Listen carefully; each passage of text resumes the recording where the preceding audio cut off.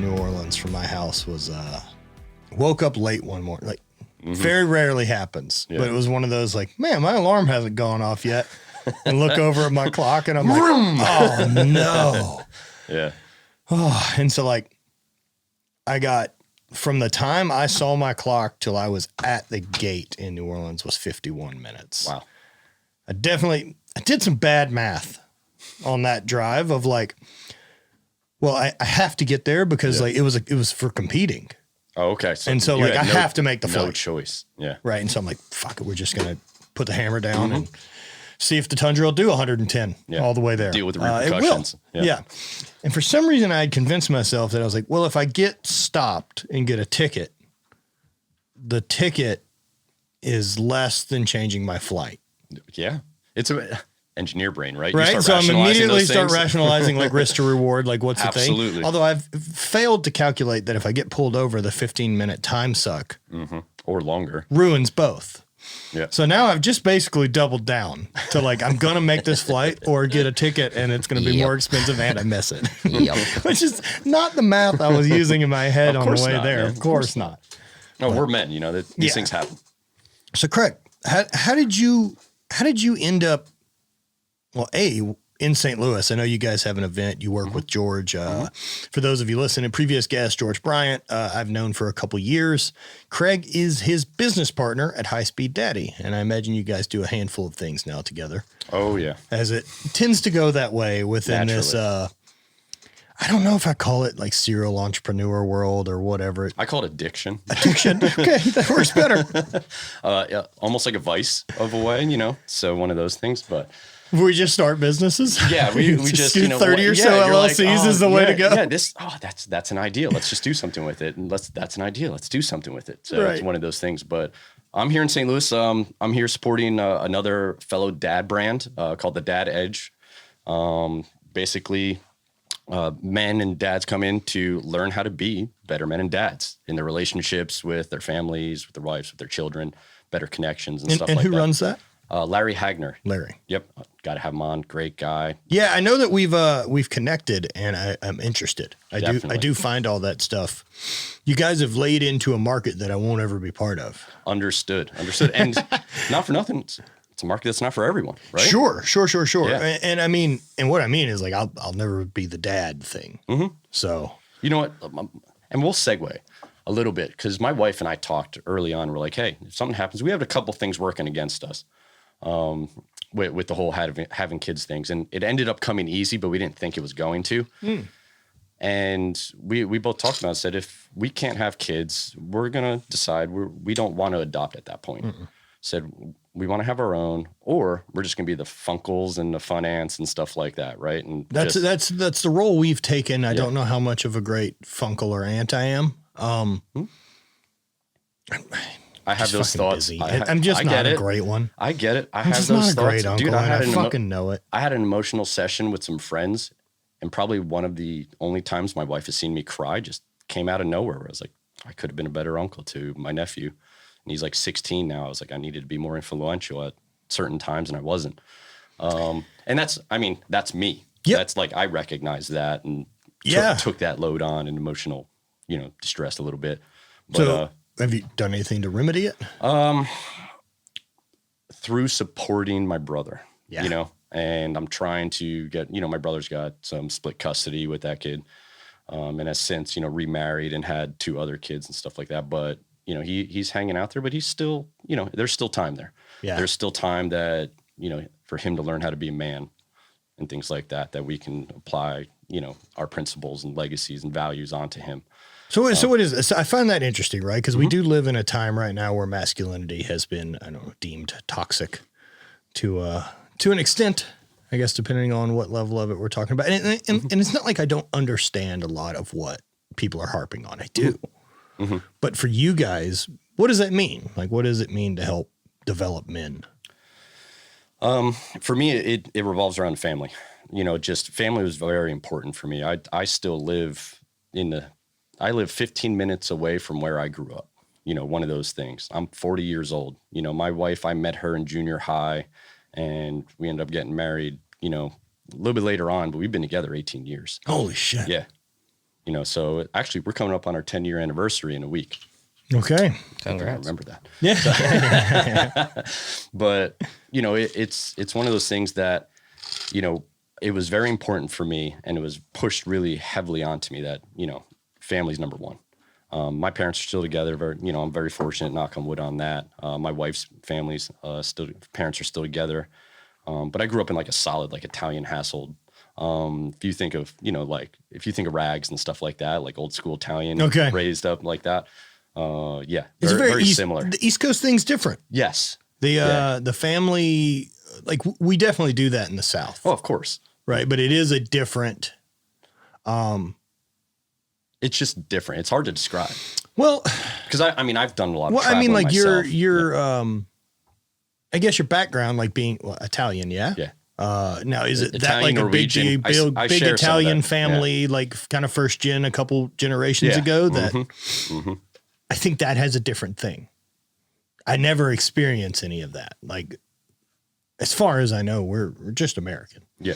And I truly believe that as well. And yeah. Do you know what I mean though? But like, I never had grandparents or anything that were first generation immigrants or spoke other languages or did any of those. The things. Traditions, let's say. Yeah. So we never had this. We had big family. Because we would do big family gatherings and stuff like that, like all holiday type shit. And they have 20 people around and all that. But it isn't the same thing that I've noticed on the East Coast. Sunday night, you weren't making sauce or gravy together and getting things ready, you know, making homemade pasta and whatnot. That wasn't, it wasn't a big deal. And like, it also definitely wasn't like a thing anyone was like Sunday night family dinner. Yeah. And like non-negotiable. Like, no, that was never we still continue. We still do that now. Even with my wife's family, my parents are a little bit, they're only about an hour and a half away. And Midwest here, that's like nothing, right? Sure. You know, New Jersey, you're like hour and a half. That's almost a whole freaking state, you know? Yeah, I'm bad.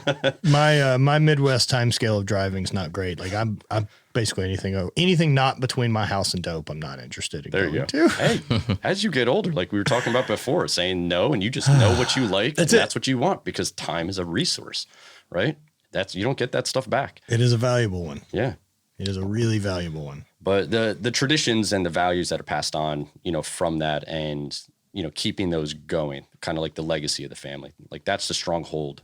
And I feel, and some stuff that passes down, but I mean, you can change certain things as well. You know, I'm learning from stuff that I didn't like that my grandparents or my father might have done, or didn't learn how to do different and break certain chains. Like I grew up great. I have a great relationship with my father.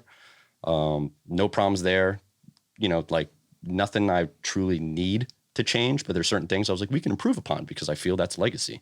That's what you're supposed to do. Constantly improve, right? Learn, pivot, react differently, handle this differently and stuff like that. And certain things they just didn't know any better. Yeah. I do think it's really odd that I think right now, especially media, society, everything, especially cancel culture, that bleeds into the rest of our lives. Right. And so it's really easy to be like, well, you did this shitty thing 20 years ago, when I know that you don't know any better. I know that you don't have any resources, but I'm still going to hold you now accountable to what today's standards are for a thing you didn't know about. Yeah. It's bullshit. It's like, how can you take ownership of that? What a fucking silly thing. You know, so like I'll do that to my parents every now and then. So I grew up, the only thing that I don't place blame on them, but it's one of those like, why didn't you investigate it further? You know, one of those things is they constantly were like, you're a worrywart, always. Like you're a worrywart. You wear your shoulder on your heart on your sleeve. You worry about this, you worry about that. And I'm like, nowadays we call that anxiety. Yeah, right? We call it anxiety. That's a real thing. And that's the only thing I've kind of passed down to them. Like, you know, how come you didn't investigate it further? And they were like, we knew you'd be fine. I'm like, well, damn it. and that part's tricky, right? Because I mean, looking at something like that as anxiety with our generation growing up, the terms weren't there. Correct. Right. And like, I mean, I think about now how many people probably panic attacks throughout my parents' generation, that there isn't an answer. Like, what do we call that? Yeah. There wasn't a label. No, I mean, look at what PTSD or any of these other things were. We didn't know. True. People were shell shocked or just came back from war fucked up, and we didn't have any response for them. Yeah, along those lines, you know, I think about that, what you're saying, and how important these groups are now. And that was something like for a long time I felt really strange about. Whether it's men's groups or even self-improvement groups or any of this, it's a bit kumbaya and seems cultish and of course. Drink the Kool-Aid. But at the same time, like now I look back at, you know, my own dad and fuck, he would have done really, it would have helped. Yeah. Understood. It would have helped a guy like him.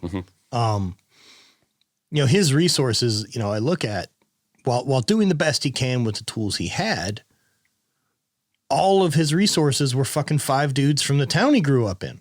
Yep. Didn't get this outside perspective. He didn't get any of this that you guys are providing, and maybe just fucking some slight tweaks on the way to do things. And now he did astronomically a better job with us than his parents. Of course, man. Right. Yeah. And so. No, I hear you on that. And it's the same thing. And I say the same thing. He did best with the tools that he had. And I believe it. And I don't hold him accountable for anything, because I've seen people come from all different avenues of life and change their family history and legacies from negative to positive and all that stuff. Positive to more positive. And that's what I'm trying to do. Trying to change it from positive to more positive. But I mean, quick examples, like going back to, you know, Larry Hagner and the Dad Edge and the summit we were at, and we're sponsoring it and we're involved with it deep and stuff like that. Dude sitting next to me had like just learned about that community like 3 weeks ago. Probably the oldest guy in the room, probably mid-60s. Wow. Yeah. Older dude. Like his kids are up and grown up and stuff that. They're out and he's there and we're talking about what we want to get out of it and this and that. And he's like, I got a different perspective on things. He's like, I'm here for a reset. He's like, this is almost my last hurrah to save anything with my family. Wow, man. And I'm like, ooh, 1, deep. 2, not for being in that community or kind of like coming from them, like the vulnerable and openness. I'm like, fuck yeah, man, cool, keep it coming. Yeah, there's been something there, right? Yeah. There was some big trigger of realization. Yeah. And his wife had found it for him, and his wife was like, listen, I think you should go to this conference, you know, listen to this podcast. Dude just shows up and he's like, this is kind of my last hurrah. I've tried so much other stuff and trying to make it happen. By the end of the day, and I'm not trying to push that community and all that. It's just the power of leaning into other men, right? And like for help, asking for help and stuff like that. By the end of the day, I'm like, how are you feeling? He goes, hopeful. And like fucking 180 from 65-year-old dude, like crying. Last chance. Yeah. Last chance to, I have hope now. Yeah, man. Because I have other dudes to lean into and stuff. And that kind of goes back to the little bit of the masculinity. You don't have to be an alpha male. I was 11 Bravo. I was an Such infantry. an interesting term. Man. It's cool. I feel like that I've seen it a lot more with just the trend of mental health in general. And I think there are certain men that are getting it. Like it's okay. Like essentially it's okay to fucking cry. Like let it fucking out. Like just be like, you know, express yourself. Don't fucking just bottle it all in, you know. What I don't understand, and I guess for me, it comes back to that, whatever this definition of alpha male is. Yeah. And for me, it's always been the type of man that naturally leads. Like that's who I've always considered the alpha male. It's not the fucking loudest dude in the room. It's not the biggest, the strongest. It's not any of these characteristics that people think is an alpha male. Right. To me, it's always like, no matter what the thing was, we always had any type of a group that got together, someone naturally takes the driver's seat. Yep. And it typically was the same couple guys. And they shared similar traits. Yeah. Because like if you're the group of people, what I looked at as far as leadership goes was there's a lot of decisions that have to just get made that aren't important. What time are we going to places? Where are we eating dinner? Blah, blah, blah, blah, blah. And someone usually will just be like, I'll fucking handle that. And that way this whole thing keeps moving. Yeah. And no one has to worry about this. Yep. I'm confident enough to make those decisions for the group. Let me know if there's a problem. Yeah, it doesn't always have to be the right decision. It's still just needs a decision. It just needs a decision. And like, it needs to not go through fucking democracy. Yeah. It just needs a decision made now and tell everyone where they're fucking going. Thinking about the amount of time wasted Right, just it's like, thinking about going somewhere to eat with a group of friends. It's like being somewhere with a group and be like, what are we doing go. for dinner? We're going to fucking pass that around the group. No, you tell them where they're going at what time. Yes. Yes. Because no one gives a shit. No. If you give too many options, it's a problem. Absolutely. I couldn't agree 100%. And to me, like that was always the alpha guy. What was the guy that could do that? The other side of that was, it was these guys that, for me, that I met that were confident. That like, I don't need you to give a shit about this thing I do for me to like it. Mm-hmm. I fucking threw rocks in a field, man. No one cares. No one ever gave a shit. Yeah. And so like, but it gave you confidence. Right? I loved it. Yeah. I did it because I loved it. Little wins stacked upon little wins, little wins. Yeah. Right. And that's what breeds confidence. A lot of guys don't know. That's the biggest thing. How do It's I get momentum. more? How do I get more confidence? Win. Consistency of little micro wins. That's it. And like, man, it's silly. It's so silly, but even like a simple strategy for that, like I have days where I'll just get buried. Yeah, of course. Early on, and you're just like, fuck. So stop. I'll reset and like I'll sweep the house. Yeah. Or tidy up my desk or do any of this, right? Yeah. Like it's a job I can't fuck up. Yeah. It's a win. Cool. We have reset. Something clean, something's done, positive. Let's move. Yeah. I mean, there's something to be said for the Navy SEAL Admiral McRaven has said, make your bed first thing in the morning, right? Right. That's a win right off the bat. Start the day off right, you know? And you don't have to get crazy with like hospital corners and shit, but pull the fucking sheets up, put the pillows down. Yeah, don't the be a right way. slob. Yeah. You know what I mean? I'll do that. No, it's dude, I don't fucking. The only reason I do it now that I've been broken by living with women. And You know what's funny is I do notice myself tidying up way more, like when like Lindsay's in of course town. you do, dude. Like I'm definitely doing the People tighten dishes. up when they know they're watching. Shit, you can't leave me alone by myself. Oh no. No, everyone's a disaster left alone by themselves. We'll live in our own squalor. That's not anyone's fucking You go back to caveman stuff, right? 100%. Like sink little full bit. of trash. But go deal with that. little it bit. happens there. Just piling trash on top of trash for a little bit. a- Like, well, they get home tomorrow. I can Get get a- all that out in the morning and things look great. Dude, it's funny side story to that. So my grandfather, World War II POW, right? Like tough ass man, right? Greatest generation, stuff Yeah, like yeah. that. 9 months interned, all that stuff. But he bowed down to my grandma. He thought the world of her, right? And she was a great woman. There's like no negative Sure. story to this here. She was in a hospital for like a pacemaker. She had some heart issues and she was in there for like a week or two, something like that. And the dude's like, and this is also that generation, wives took care of the men. Yeah. You know, like that stuff, Well, and yes, you know, and with all the details, the men typically made money and women took care of the rest of the life. exactly, you know, so that was that time period. And, you know, maybe we'll get back there someday. No, I'm just kidding. But, you know, No, everyone has to work 3 jobs now. That's how this works. Fuck. but she was in a hospital and like, man, we went over to grandma and grandpa's house. And I'm like, I don't know, 8, 10 years old. And there's fucking dishes all on the counter. There's ants crawling around. He's going around with spray. He's like, fuck, grandma's coming home tomorrow. We got to clean up, help Gotta me. clean up, Yeah, dude. but so just even telling that story, man, just brought back that memory. It's just gnarly stuff. Goes back. You leave dudes alone. Like sometimes. Yeah, we're Yeah, absolute animals. I mean, you think about like frat house days, right? You know? I've tried to explain that to like Bonnie, right? Of like, I can't express to you how much motivation in my life for self-improvement has come from the idea of impressing the opposite sex. Oh, yeah.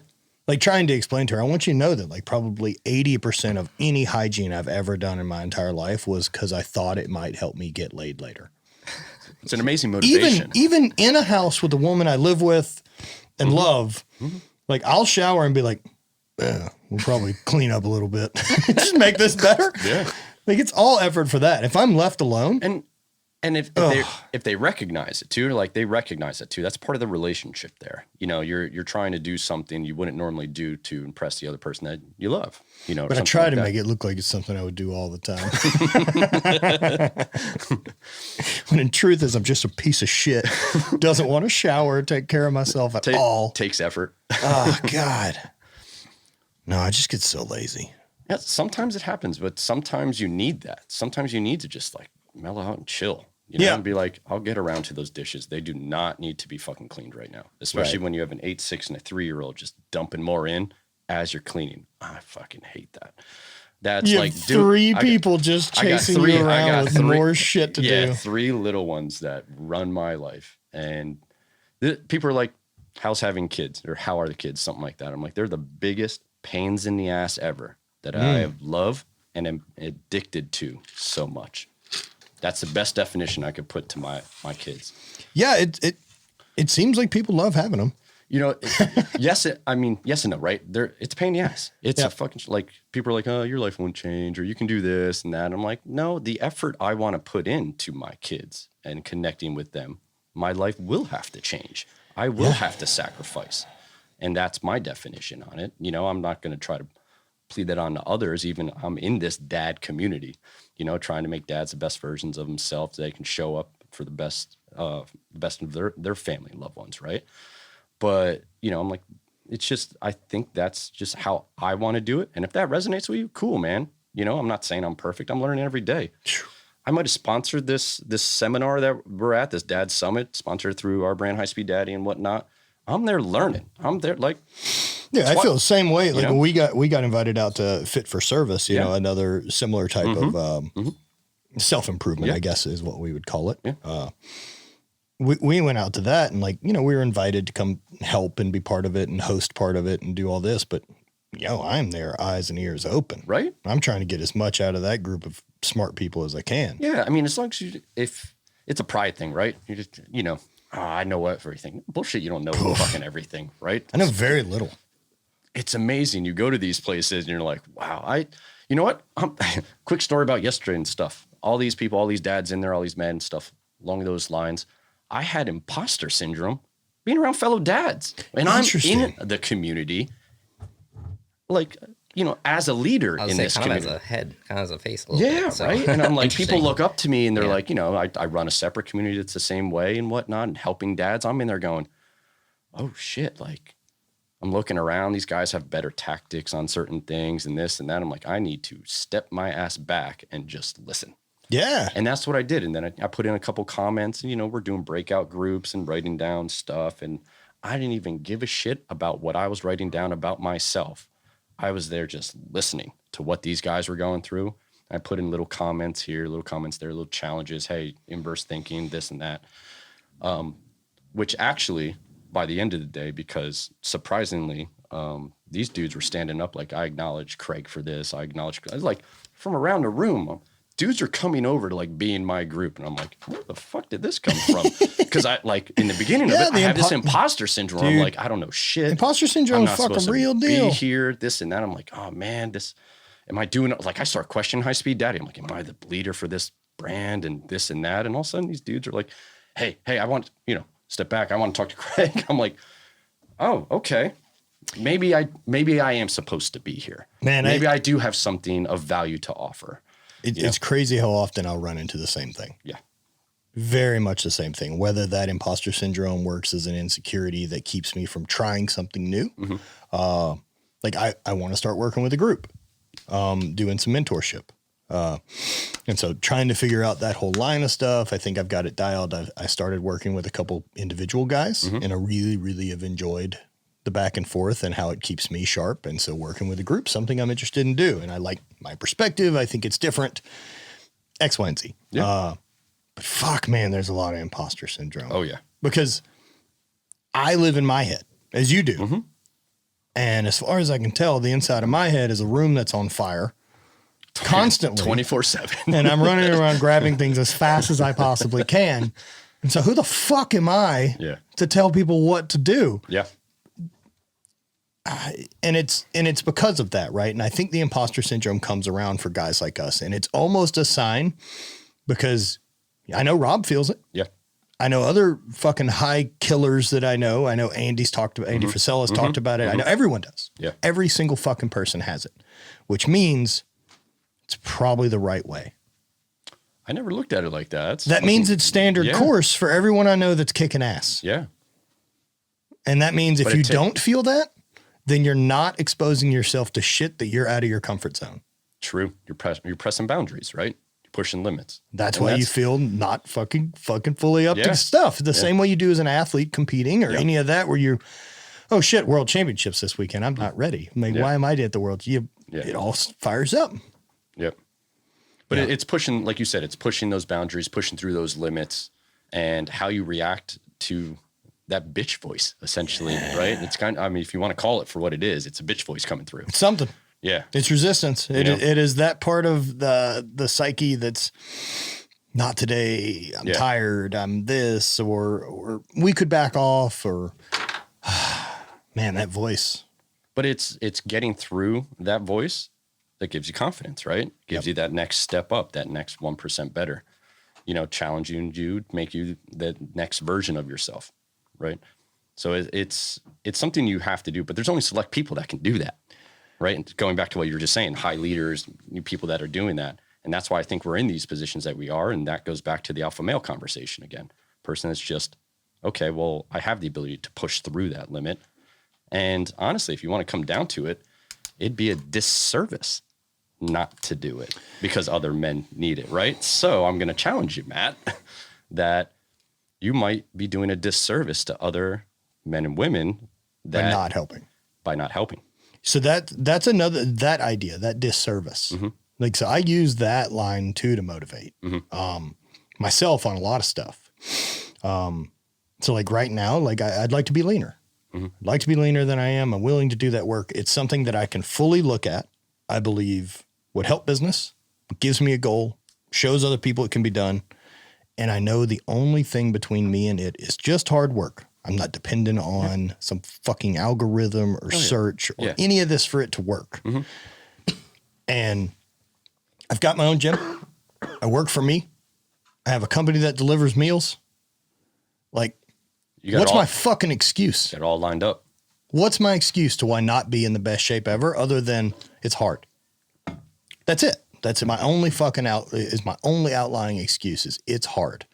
And so like, man, if I can't hold the line and with a perfect scenario, how can I talk to anyone else about doing it? Yeah. And like, so man, it's a disservice. It's like, yo, if you can't fucking get in shape with this, how's anybody else? But you also need those other people to hold you accountable too. True. That is very, very true. Historically for me, I've not done well with that. I've always been able to just kind of me. But that's come from sports. Yeah. Where especially it comes from track and field sports. Whereas, we're an individual thing. Like every weekend when you go compete, man, it's pass fail on you. There ain't no other lineman or a teammate or a coach to hide behind. Right? I wrestled for 20 years. I understand that. Right. Absolutely. Same. I love it. Yeah. I love that pass fail test of did I do it? Was I ready? No one else to blame. No. And I'm really good at that short-term run, but doing it long-term for the business and doing it for a men's group and doing it for self-improvement, that's stuff that's taken a lot of work to get good at. Consistency. And discipline. Consistency and discipline. Yep. And that's the kind of stuff I think we need more of. We need guys that can hold that line and realize like what unlock comes from developing those skills. Yes. The freedom that comes from it, the extra time that comes from the discipline. Like that's how you manage time better. It's with that discipline and consistency. I mean, people, they're always trying to rush the goal, right? Rush the goal. Hey man, like take a year. It's fine. Like you just have to start now. It's just doing it. I mean, you can wish it, you can want it, but you got to fucking do it. Yep. Like there's something to be said for why Nike is a multi-billion-dollar corporation with 3 fucking words. Just what a fucking great ad came. You know what I mean? Yeah. They're so good at what they do. And I'm not sure if you've read that book by Phil Knife. Dude, it's like, incredible. I'm not a huge, like, I like to read. I'm just not very good at it. One of those things, I got to read it in multiple, but that I just do audio. Takes me forever to get through a book. Shoe Dogs, like, my wife was like feeding the kids at dinner, and I was like sneaking a book pretty much. Like I was addicted to it because I felt I could resonate so well finally as like an entrepreneur. Like when I probably found that a year and a half into Hight Speed Daddy. Yeah. And I resonated so well with just like the tactics and everything going on, the supply chain aspect to it. And so for those of you that don't know, the world is completely fucked up in the logistics and supply chain world right now. It's fucking crazy, right? Let's just go into that for a second. Absolutely. What you're dealing with, what I'm dealing with. So my overseas manufacturers that do our stuff, like our cut and sew stuff, whether that's backpacks, duffel bags, goat shorts, any of the other stuff for Hight. We've had stuff just sit on boats. I mean, fuck, my dumbbells for the gym are a year out. Dude, it's It's gnarly because you can try to rush your supplier and they can get shit done and they'll be like, yeah, we'll do whatever. We've worked with you for years and years. We'll bend over. We'll, Can't get it through put customs. more people. Dude, you don't know logistically. You can shave off 2 weeks and then they're just going to add 6-8 weeks on anyway because not the suppliers, but just the freight forwarders. Yeah. I mean, we started customs getting seeing stuff that. in the truckers in the US, the lack of truckers. Everything's backed up. People don't realize. It's a very interesting thing right now, right? Because there's not a fucking lack of open jobs. I see help wanted signs. I see people hiring. I see all of that. So why aren't we? Why aren't people working? Dude, you can say it's the government handouts, the stimuluses. There's so much. But they're done doing stimuluses. Yeah. We haven't seen a stimulus check out in a long fucking time. That's not like people are getting a monthly check. True. Yeah, I don't know how far you can extend fucking 1,200. How much was it total? Like all of it together, was it like it was under $3,000, wasn't it? Yeah, like I got almost total, nothing. Not for nothing. If I like just the checks themselves. the checks, but even like the child stimuluses and stuff like that for having kids. Mm-hmm. Like not for nothing. Like I've worked hard. We've done well. My wife is a school teacher with a master's degree. Like combined income, we do okay, right? We do a little bit better than okay. Work hard. Yeah, I understand, but neither of rewards. us are fucking rich. But still, like government's sending us checks. I'm like, I appreciate it and I'll take it. Yeah, I had one for $90 they showed. But I'm like, we don't need this. Like, why I feel are that we way too. Why are we part of this? Like, you see our tax return, you see everything. At the same time, though, fuck you. I pay a shitload of money. Mm-hmm. I pay a shitload of money to the government. That's True. my fucking money. True. Right? Like you're not doing me a favor. Yeah. Like people who get weird about filing for unemployment after they get laid off or a weird thing. That's your fucking money. You already paid into it. You paid for that. That's not a handout. Yeah. That's yours. And it's a really crazy system that we've convinced people otherwise. The same thing that like the pyramid scheme of Social Security that Or- won't yeah, be yeah. there for pretty much us. The fucking sorry, idea Brent, that- it is not going to be there for you, yeah, bro. that Social Security isn't my fucking money. Yeah. I paid that. That was a retirement fund for me. That's Yeah. why it was set up. Was that part of my income every year automatically goes to this, and that when I fucking retire, I have a pension. We still pay into it now. Yep. And I can't opt out. Nope. You know how much I'd rather fucking opt out of that and just, how about I take care of me? Because I know you don't give a shit. And in fact, I'm good with that. But stop making me play part of the game. True. Ugh. We'll sit here, we'll talk about it, we'll complain about it, and that's where we are, and that's fine. Like we need to vent about these things, and certain people need to know about it. Yeah. But you and I are the guys that they're going to do this shit regardless Fuck 'em. right now. Yep. Fuck them, and we're going to Keep we're moving. going to still take care of our own. I have to. Yeah. What's the other option? Sit around and wait for That wait is for someone literally to the decide my fucking Yeah, life? that's literally the other option. Yeah. No and there's fucking people way. that still are like, we're just going to use it as an excuse and this and that. And No way, man. I don't watch the news. My wife doesn't watch the news. Shit pops in here and there. 'Cause, it gets through and this and that. Because I'm concentrating on my own. Call me selfish in that aspect. I don't give a shit. Same thing. Like I'm doing my own. And I'm busy. I'm moving forward. I Right. got things to do today. I got an 8, 6, and 3-year-old to feed, to put through school and do all that fun stuff. Let alone like multiple businesses, et cetera, et cetera. Like we're making shit happen. You have to. And that keeps me happy because if I fucking watch the news every afternoon, not for nothing, I don't have time to watch the fucking news, let alone, Man, I got super bummed out between kind of like I guess while I was over in Dubai. I had more downtime in Dubai than I expected. And so you end up just fucking scrolling more and doing more shit. And I'm also kind of half trapped. I'm not trapped in this hotel by any stretch. I can fucking leave and go do whatever I want. It's hot as shit, wasn't it? Yeah. Yes, but it's awful outside. And I don't love the culture. Understood. And so I don't really want to adventure out. Like I don't feel it. Like the adventure out is going to some other store or some other touristy bullshit thing to do. Yep. There and I don't know, man. It doesn't do it for me. That the mall culture over there of shopping and designer clothes. Like I don't fucking give a shit. Well, it's like, it'd be like us walking down fucking Fifth Avenue in New York City all the time, something like that. I'm like, this isn't me. No, I don't resonate with this. No, I haven't been to New York in a long time, and neither have I. And I'm it seems happy. to be really okay with me to I'm not do fine that. with that. You know, I grew up between New York and Philadelphia, halfway in between both, hour to both, right?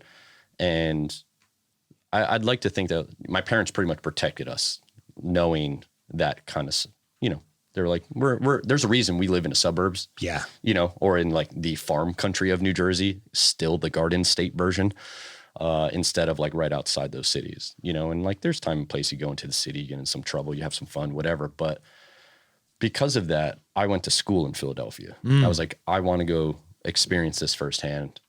I'm going to go live in the middle of the city. And all it did, unfortunately, for me personally, was confirm a lot of stereotypes and preconceived notions that I already had. I mean, my apartment was broken into by the crackhead ex-maintenance guy in the community that knew how to get into apartments. I had my fucking confirmation cross that my grandparents gave me stolen by this motherfucker that he had pawned out. I tried chasing it from pawn store to pawn store. I'm kind of bitter about some stuff, right? Sure. You know, had fucking guns, weapons pulled on me, and I'm like, this is not no. So I tell people I did my 5 years of time and I moved the fuck out. Yeah, you know?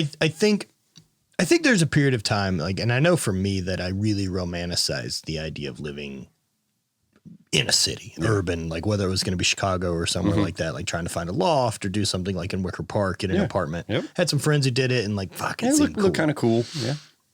This is as close as I'll ever do to that. Fair enough. Because whatever I'm doing here in St. Louis is, that's fucking close. Like I already live a block off a street that's all bars and restaurants and anything I could want. Yep. And I have it delivered because I don't like going out to places. Do you feel that's because you're more introverted than extroverted or anything along those lines or what? I'm definitely, there's plenty of introvert tendencies. I recharge fully introvert for the most part, but like for me, introvert could also just be a very curated group of people I'm with, because I can do the extrovert side of communicating and being outside, like talking and interacting with people, but it has to be people I want. Yeah, it has to be people that brings it out of you. Right? Yeah. You know, like if we're up with a group of people and we're all together hanging out for a weekend or celebrating a thing, like I can do that 24 hours a day and get refueled by it. Like it doesn't wear me out. Whereas being in a city and interacting with regular people and the inconvenience of hurry up to get here. And then it's a wait, and then it's a wait. And then it's all this fucking drag that it feels like on the system that I hate it. And so I would rather, I'm a guy that I pay for dinner. Like as soon as I realize everyone's done ordering, I'll go ahead and pay. Yeah. That way we can fucking leave. Yep. When we're done, what else are we doing here? True. The perfect scenario would be is we'd walk in, we would sit down, food would show up, we eat, and then we leave. I'd try to make it that way. Who wins that contest usually? You or George when you guys get together? Because he's a fucking ninja in that aspect. You know what? I'm glad that I've got a bunch of friends who are. Yeah. I don't care who wins. To tell you the truth at this point, like I'm not losing sleep over you beat me to pay. Yeah, understood. You know what I mean? It's the opposite of like we have to split this and no, this and that. That's another thing I fucking refuse. I hate doing it. You know, I'll just pay for it. Again, same thing. Knock on wood, work hard, reap rewards, right? Yep. Got to a certain level where it's just like, I'm just also feel really good being able to do it. Understood. I do really love being able to treat people I'm with. I love being able to give back. I love being able to feed my parents or you know, any of those type of things, right? Like that stuff's always felt really, really good. And I love being able to take care of those people around me that I love. I am with you 100% on that. I did an exercise not that long ago in a mastermind I was part of. And I don't know where the hell it came out. And I was like, fuck, I'm getting into philanthropy. Like I'm going to create a fucking foundation. I was like, I have no idea on what, but something within me says you need to create like some foundation that your kids can then run someday for you. And legacy, man. I'm like, fuck, came out of nowhere. Now that's an interesting term. You keep talking about legacy. What does it mean? All the fun stuff. Yeah. What does that mean to you? Because it's not something I think much about. So for me, it's the passing on of those values from the household, right? The family values and things like that. And letting people, things that you've directly influenced, continue on when you're gone, right? Almost like a eulogy. You ever wrote your own eulogy? I have not. fucking powerful, dude. Really? Very powerful. Okay. Fucking add it to the list. And then think about who's going to read it for you and do it from their eyes. Oh man, dude, it'll change the fucking way. putting it on my to-do list. It sounds really rough. So yeah, I'm not going to lie. It is mega rough. Like, yeah, I wrote it from the eyes of my 8-year-old son. He's my only son and he's my oldest. I have to write it from one of the cats reading it. Like, he oh relies, man, it's just fucking just thinking terrible. about it, right? Just thinking about it, it is horrible. Yeah. But you get a lot out of that. Like, it's almost like a brain dump of sorts, you know, like journaling and whatnot. You just start going into it and then you just start future casting, like, you know, your 5-10 year vision, stuff like that. But imagine you're so are you putting in there, like, not as if you died today? No. So this is old age. What I left. Allegedly old age got me. Allegedly, yeah. Yeah, it's hard to think about that, right? I doubt that's going to be the case. I'm going to be really honest. I'll be super bummed. You know, but it makes you really think about the decisions you're making and what you want to leave behind, right? And that's kind of what I associate legacy with, because in that eulogy will be your legacy. You know, that's interesting. I left behind, you know, three kids, right? And those 3 kids will have kids of their own and certain traditions that have passed down to them. And maybe I left a foundation that has put kids, you know, impoverished kids through school, like a whole bunch of stuff. And it goes like, you can obviously go as deep as you want to go, but obviously the more deeper you go, like the more realistic that things can become and what you start to work towards. Right. I do think that's a really interesting practice for kind of actualization. And I think it's really good for, it's another really interesting way to kind of access this other thing, the thing I work on. And it's like, what am I doing today to hook up me in 5 years as much as possible? Yeah. And like, so, you know, everyone looks at this idea of like, what advice you give yourself 5 years ago is now a business owner, blah, blah, blah. Like, who fucking gives a shit? I can't tell him anything. Oh, then there's going to be a fucking pandemic that pops up and right. change everything. Yeah. And so like, what do I tell him? Like, I don't fucking know, man. Stick to it. keep going. You're doing just fine. We got here.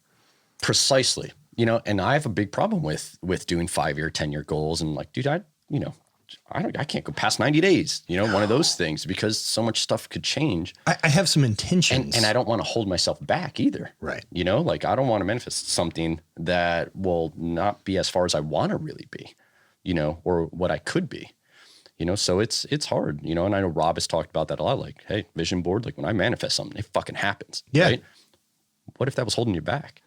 Well, I think that's something you get better at, right? Yeah. Is figuring out what goes on the vision board. I know that's something I've gotten better at, and especially allowing myself to look at a thing and then start figuring out how to backwards engineer it kind of allows me to get there. Yep. It's funny, the stuff that I have blocks on and can't figure it out, but that's the game, right? That's the game. That's part of life, right? It's part of life, part of business. You know, it's continuing on with this legacy thing. I use a tactic for myself for decision making about like the legacy aspect and what I kind of want to keep orienting my road towards. And I call it the rocking chair test. And some people might have heard of it. I don't think I coined this, but I use it all the time. Fair enough. I'm going to keep going with it. Fresh here. Yeah. Fresh from Craig. Trademarking it. Right after this. So I call it the rocking chair test. When I do something, I want to be able to have a grandkid on my lap as a granddad and be able to tell them that I did something, right? You know, so I joined the military 30 years old. I was full bore into corporate America, succeeding, scaling, you know, this and that. And I was like, but I always had a gut feeling like I want to join the military. I want to take part of this. I am patriotic as fuck, you know, like, let's go do this. And I visited multiple times in early 20s, mid 20s. I was just on a different path. I was successful with what I was doing, making it happen. And my wife, girlfriend at the time, my wife, we just got married. She's like, listen, rocking chair. She called me out on it. She's like, rocking chair test. We're going to make this happen. I don't want to be a life regret. Don't let your job be a life regret. Go fucking do something. Like, what do you want to tell your grandkids someday? You know, like that you have a life regret that you didn't do what you wanted to do. Like, no, fuck no, man. I'm going to go do it. Fucking 2 weeks before I left for boot camp, she's like, I'm pregnant. I'm like, son of a bitch. So did you leave? a corporate job? So what I ended up doing, I ended up joining the National Guard, part-time military, which I quickly found out was not so part-time. one weekend a month, 2 weeks a year, bull fucking shit. Especially when you're good at it. When you're good at it, they suck you into They all somehow these. call you in more. They suck you into all these other things. Sounds like someone I know.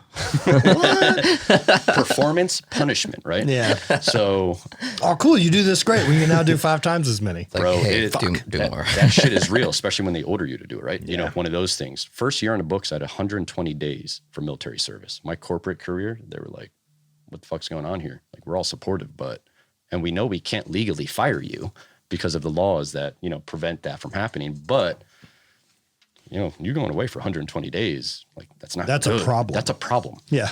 That's a quarter. We can't lose you. Yeah. Fast forward 6 years, right?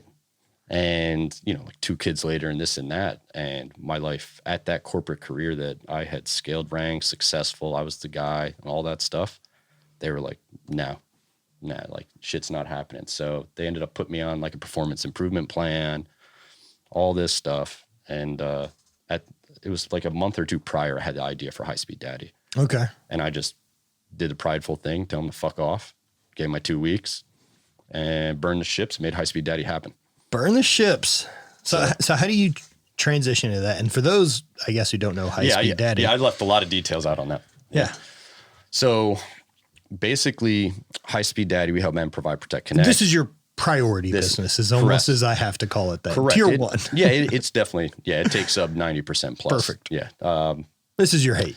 This is my hate outside of full-time stay-at-home dad. Right. So I built this in line. Like I did it.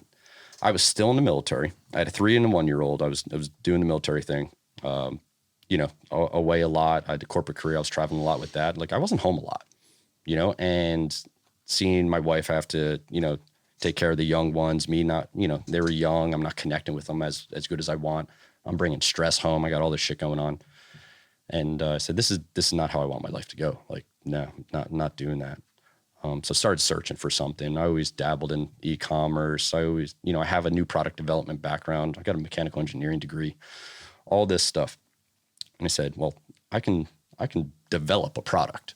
I can source a product. I can make this happen. It's just sales, advertising aspect of it and all that. And I said, you know, I can do this. So I kind of put 2 passions together, which was military, fatherhood. I blended those 2 together and developed a military aesthetic diaper bag, essentially. Yeah. You know, like a cool dad, hardcore, fucking badass diaper bag. And that was like, you know, like took off like a rocket once I brought it to market. But prior to that, it was, you know, just the idea phase, you know, like I locked up the name and all the, you know, fun stuff that we never know how to do. Fun stuff that we never know how to do. The business registration. I fucking hate all that. Business registration, learning all that stuff that you have no idea how to do, but you're throwing shit at the wall to make it happen, right? Why is it so convoluted? Oh, it's so complicated. And it's filled with lawyer talk and bullshit of like, oh, and you have to sign I up have in the these state. stuff I'd like to sell. Please tell me where I send you tax money and then we can move on with this. Like that should be the extent of it. No, you have to sign up for this license and that license and this EIN and this and that and blah, blah, blah. And and by the way, you can't do it. A CPA has to do it or this and that, right? Oh, miserable. Gatekeepers. Exactly.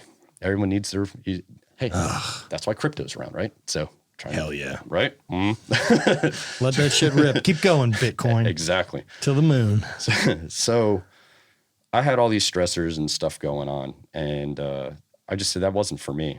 And I cut my corporate life short before I even sold the first product for Hight Speed Daddy. Like I said, I burned the ships. I was like, I'm going to make this happen. I don't have a choice. And if it doesn't, at least I got a degree. You know, I can lean back on something. I can go get another job, right? But that's dude. That right there. Like I want to harness on that because I think it's really fucking important for people. That if you are the type of person that wants to work for you and develop a product or start a business or sell or do anything like that, and you think, and you confidently know that you've got what it takes, that you can do the hustle and do the grind and do the figure it out and do managing stress and do all that, but you have a real job, leave, do your fucking thing, take a shot at it. Yep. Because if you have what it takes, you're going to make it work. Not only that, if it doesn't, someone will fucking hire you. Yeah. You work really hard. If you're capable at all of managing your own job in your own world and business, and someone will fucking hire you to help theirs. Yeah. If you can't find work. Dude, there's nothing, and as cliche as it is, and a Gary Vaynerchuk and stuff like that, like there's nothing matter of being a number 2 or number 3 in someone else's job, right? No. And most of the time you make more money. Dude. it's let's look and mutants like myself or any of the other high-powered idiots I know need help. Oh yeah. Absolutely. Because we're dreamers. Yeah, Like we're dreamers and gnarly, crazy people like George or myself, Rob, you. Yeah.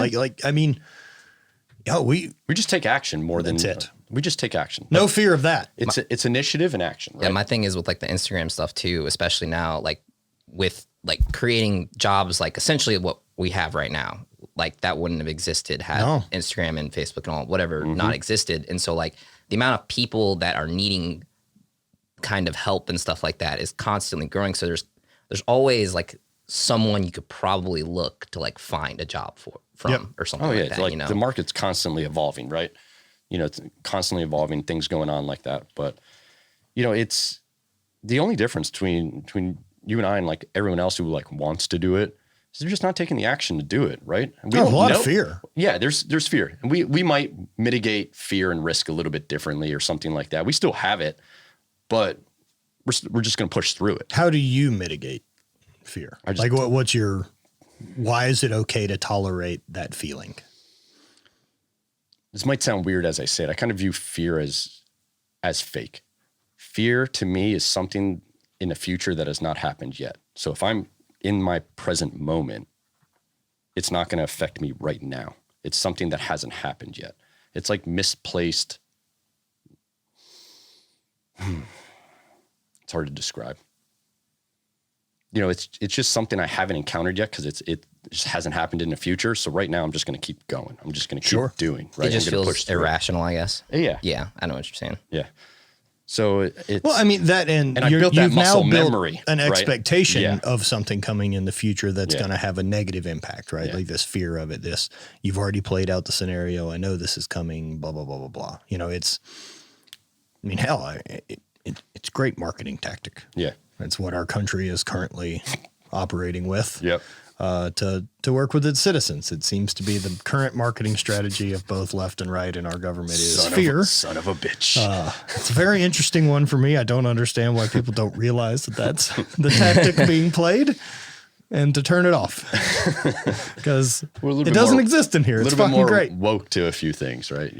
But I'm aware that I'm being lied to. Yeah. I know that much. And then once I'm aware I'm being lied to, that discredits all the information. You just don't know what's fucking legit. I don't care. But that's I'll just what take it all as bullshit. Yeah. And again, whatever we can control, right? We're not going to have a direct input to that. So I'm just going to keep doing my thing. And I'll stay in control of what I can control and not on the outside things. Like, awesome, cool, continue mission, right? Just keep moving on. But, it's like I said, it's those people that just need to take that step forward. Now, I don't advise like just today going to your boss and saying, fuck off, I'm going to do something. Like try to have a plan. Seems better to have a plan. Yeah, it's better to have a plan there. Like mitigate that fear and risk. And maybe that's what I do a little bit better is I recognize the fear and I'm going to try to mitigate the outcome of it on the negative side of it. Yeah, because I ran Hight and had a real job for 3.5 years. Yeah. And then they finally fired me, which is, it's not any different than quitting. I realized where I was going. Like I knew that was coming down the road. And I just decided to wait for them to go ahead and do it. So if I was smart, and I'd say like back then I should have waited for them to let me go. They're paying enough that I was like, I'll just ride this out until they get smarter. I was on that verge. They gave me the warning, right? And they were like, you fuck up again. We already gave you the warning. Oh, see, I never had. That's the PIP, right? That's their performance improvement plan. And it's like, I was right there. Prideful Italian came out and I was like, how can I fuck them? And that came with the, at the end of it. And they're like, okay, well, you succeeded in filling the requirements of this, type thing. And they were like, okay, but you got to make sure you don't happen again, because if it does, then, bad things will happen. You mean if I hit the task that you told me to hit? Yeah, pretty Fuck much. you. Yeah, exactly. And I was like, all right, well, You gave me a target, asshole. I hit it. Don't tell me that that's the minimum. here's my piece of paper to you guys. And it was Have a good funny. one. My boss was pretty good. He was relatively new. I worked at the same company like 12 years. And he was in there for a year, British dude from. So by this point, Hight Speed Daddy's already. It's in motion. Like Okay. I'm doing prototypes. I got things going. I'm talking with So you haven't suppliers. sold anything. No. This was October of 16. February 17 is when I sold the first product. Oh, shit. Yeah. And still in the military part-time, 3 and 1 year old at home. You know, wife was working full time. So we had some stuff going on there, you know, cut back on a lot of unnecessary expenses. Cable went to 13 channels, you know, things like that. Sure. And we made it happen, you know, but going back to story, my boss at the time, like, you know, he's like, okay, you fulfilled your requirements. And I'm like, cool, sit down. I want to talk to you. And he was a British dude, comes out with the accent. We connected well. It was the boss above that, didn't have good times with. But he's like, before we move forward, he's doing it. And I wish I could do a British accent pretty cool because it was kind of funny at the time. He's like, before we move forward, it's like, you want to go to the pub? You want to get a pint? Yeah. And Fuck, of course I do. I'm like, I do, but that's not going to help right now. It's not going to change anything. Yeah. I'm like, so here's my 2 weeks. He's like, ah, shit. You know, like one of those things. They disbanded my group within a month. So me leaving, they were like, We don't need just fucking time bombed it, which at the time I was like, yeah, man, fuck them. You know, which, you know, that's just my mentality back then. Well, there's you some know. narcissism and ego check there- of like they needed me. But of course. Yeah. And that was a little bit of like the micro win at that time in my immature self. you How's know. that company doing now?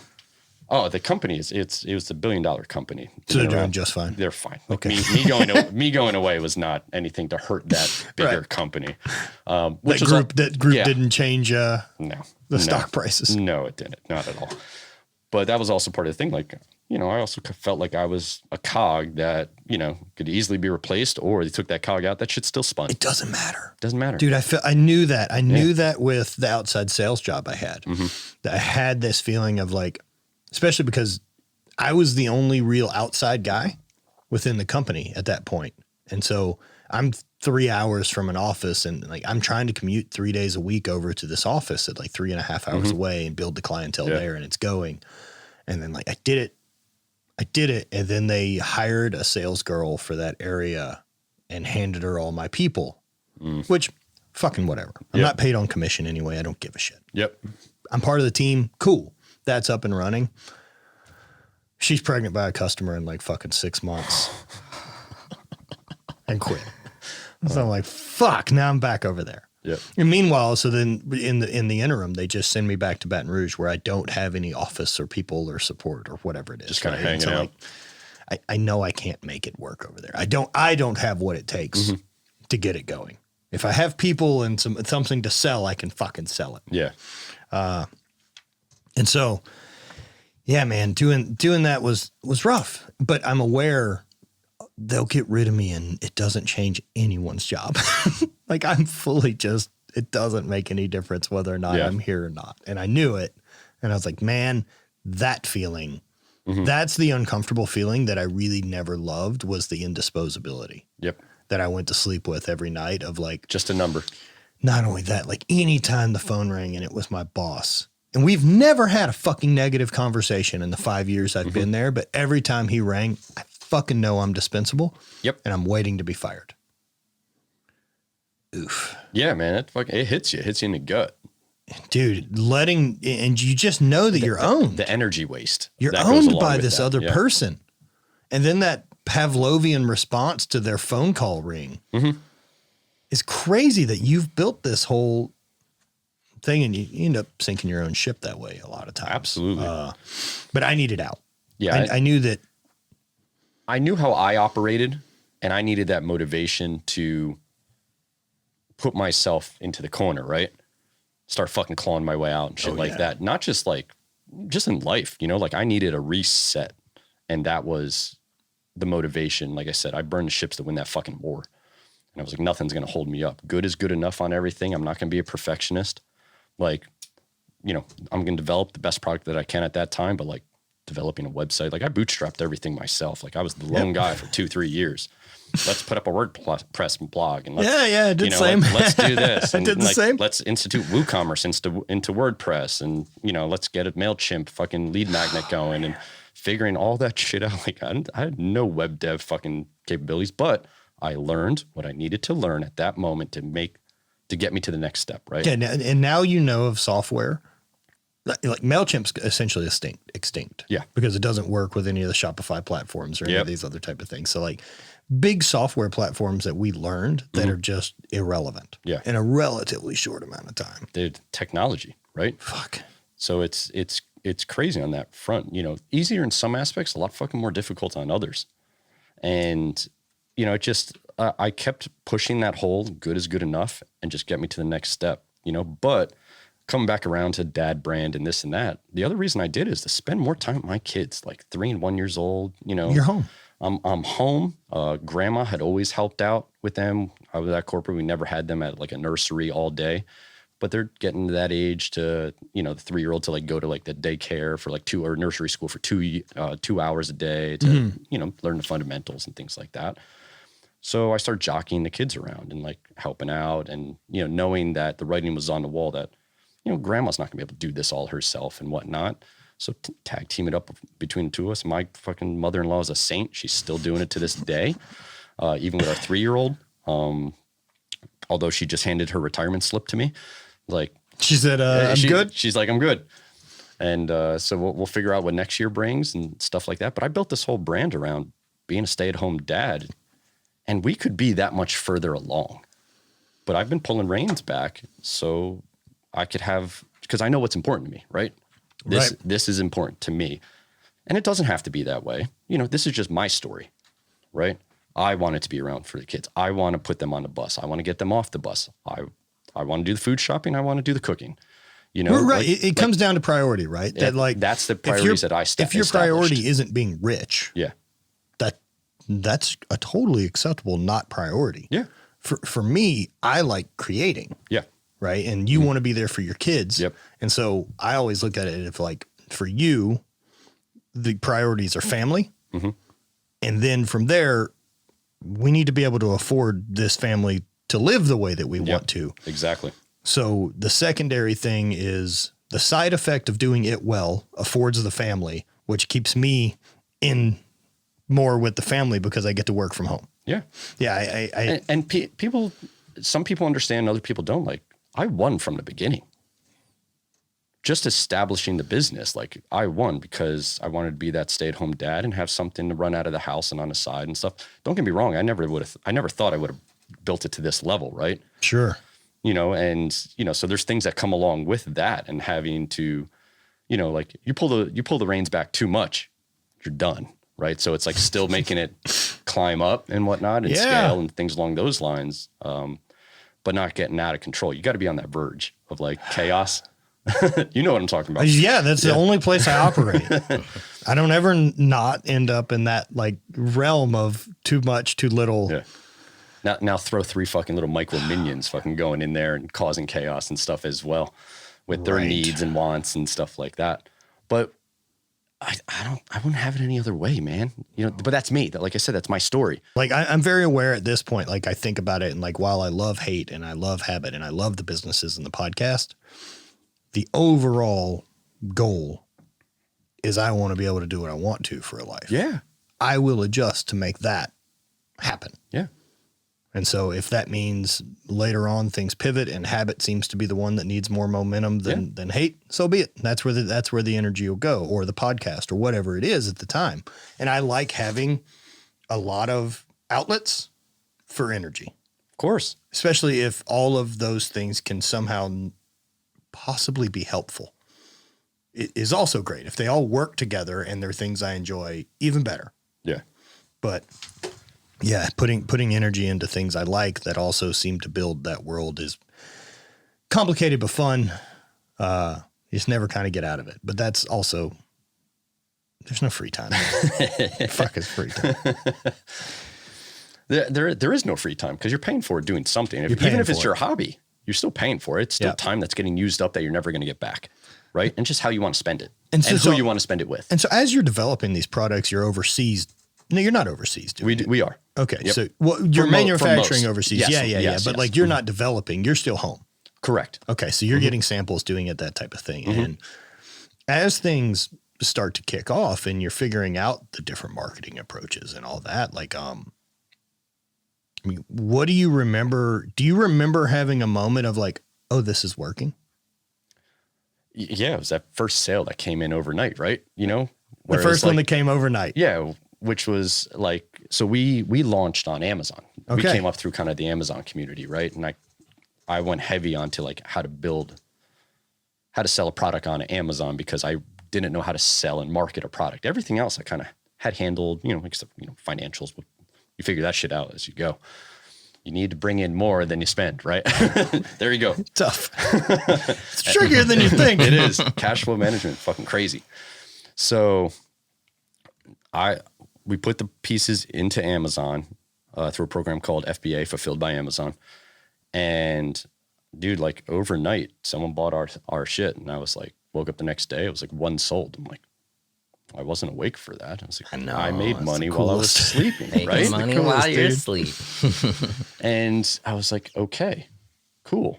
And then, a couple more that, you're checking fucking refresh, all that dumb shit. Yeah.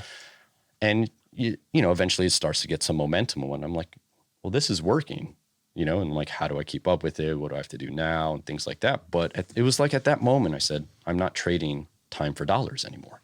It can happen, quote, without me type thing. I don't have to be awake while it's going on. I don't have to be at a shop, selling something, things like that. And I was like, that's cool. That's really dope. Now, do you notice more if you are more involved? That's the problem. Of course, right? Because that becomes the addiction of chasing it, right? And you're like, well, fuck, I'll just stay involved all the time. Yeah.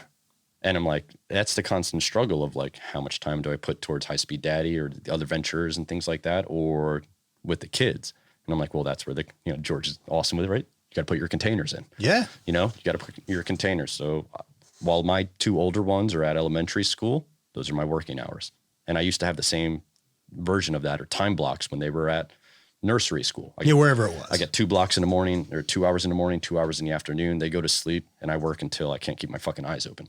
Yeah. That was early days, right? You remember those days. Yeah. Yeah. Yeah. Just fucking trying to figure it out, man, whether that was shooting products in the garage or whatever. Yeah. So it was doing that stuff. And nowadays it's more like, okay, I have between 9 and 3. I got 6 hours to get all this done because at 3:30, when those kids come off the bus, I'm dad. Yeah.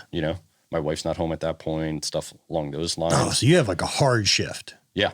And that's a transition as well. Yeah, that's why I'm bringing it up. Like you've brought up a couple things that I think are really important for people to realize. Like one was to get to this other spot in life that you've found. You took a big backtrack, right? And so I try to describe that to people as because I think a lot of people, once they get into their 30s, have kind of found this rhythm and they followed the standard. For those who have followed the standard life plan. Yeah. And that's okay for some of those people out there that if you're stoked, if you're I have happy, nothing fucking to change in your life if you're pumped. If you're happy with what you're doing, keep on it, dude. Doing it. If you're upset, listen up. I describe it like a linear maze. And so as your life is going through this linear maze, you may have reached a really rad line of it. Like this progression of whether that's, oh man, this moved me into this, which got me this job, which has allowed me to climb this corporate ladder, which eats up about this amount of time. And then I have the wife, family. We've now found a ceiling. Yeah. And you see it that like, I can't give more to get more.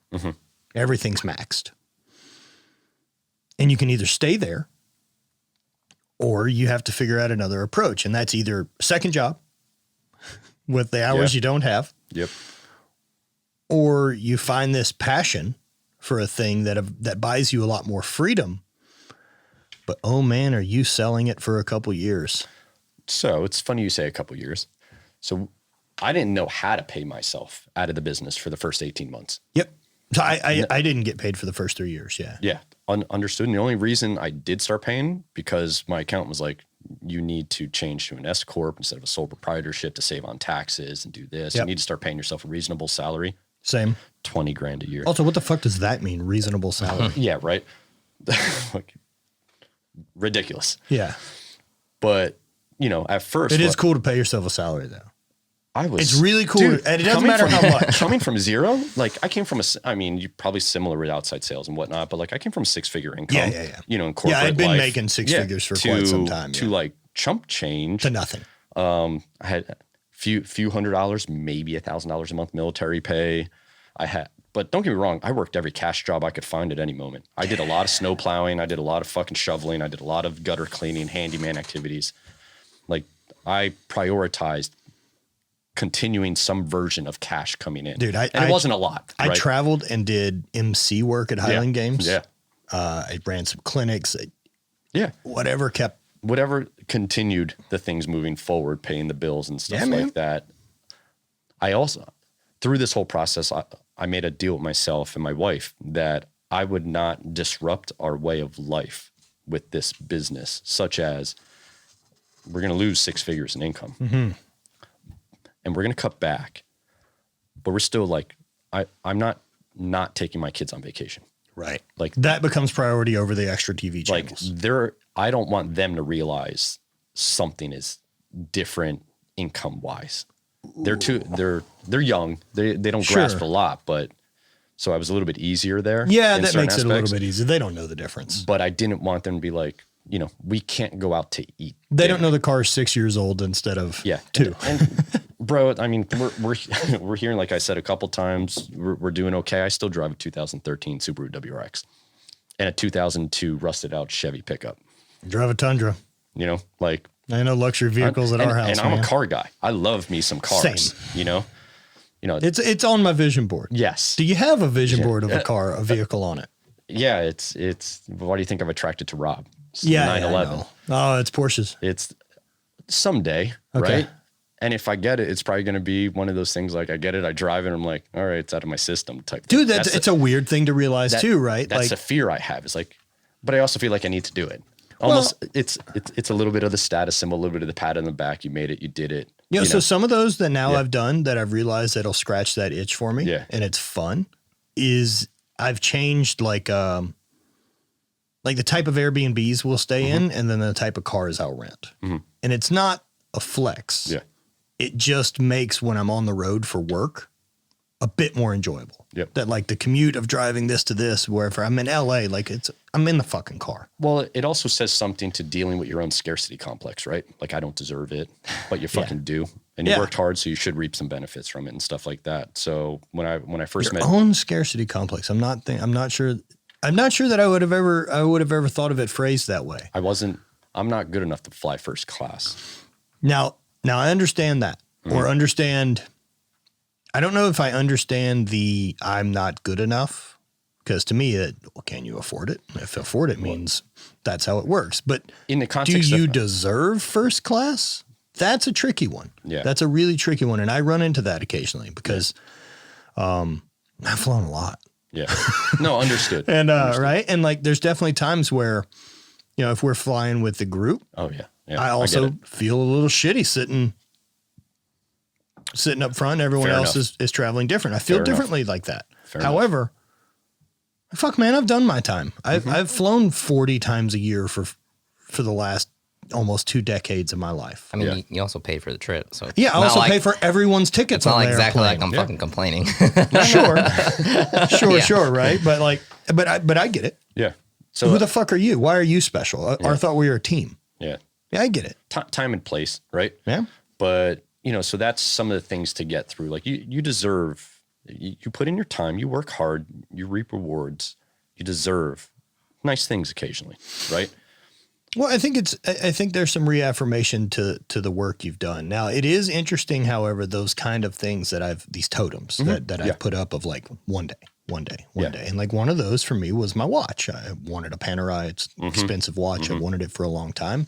And I bought one, and I've worn it basically every day since I've owned it. Okay. I got lucky enough to get a second one. My Bonnie bought it for me as a gift for getting the gym finished. Yeah. And it was really cool. And so now that's the one I wear is this watch. And it's cool because it's a gift. And like, I think it means more. Yeah. I think differently of it. I put time in. Yeah. And that's why I have this. You know, I invested in me. I invested in this thing I believe in, and I figured out the problems. And that's the reminder of what this totem means. Now, the other watch, the original one I bought, I've lent to a friend, and he loves it. Yeah. And loves getting to wear it. And like, I don't fucking care if I ever see it again. It's I don't give a shit. I own it. Yeah. It's mine. I did it. I got it. I can do whatever the new power. I can do whatever the fuck I want to with that watch. It doesn't own me anymore. It did for a long time, fault wise. No, understood. But it doesn't fucking own me. Part of the fear with kind of going out and getting some, like, go out tomorrow, buy the $150,000, 911, whatever. Sure. You know, something like that. But is that going to cause some anxiety to, one is, how did you buy it? Could you really afford it? You know, one of those things, right? You're just financing this on something you don't really have. So there's all different things to look at it that way. Like, can you really afford it? And with that saying, like, paying cash for it doesn't always make sense. Oh, understood. Like, I'm fully into tax planning. Yes, like, right. Understood. But I get what you're saying. And like, I look at that as like, someone asked me that on a question the other day, and it was like, what do you consider? How do you know you can afford an item that you've been into? Like, you could buy 10 of them.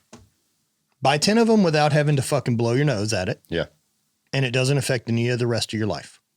That's afford it. It's a fucking great way to look at it. Yeah. If you could do that with a yacht, you should be able to buy a yacht. Fair enough. If you can't afford that side of it, then it's always going to be a thing that hunts you. Yeah. Now, if you're someone that needs their back against the wall financially to feel driven, I don't particularly care for that feeling. Understood. I find that type of leveraging myself to be really odd. Is it going to cause anxiety? Or is it going to propel you to do something, right? Like, you know, you got to see what drives you in that aspect. The other thing is, am I going to get this thing and then like keep it in the garage? Like, I would probably drive the shit out of it. Same.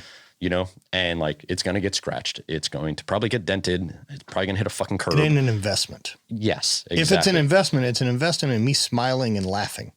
Energy. That's it. Energy. It is not something I'm selling down the road. Yeah.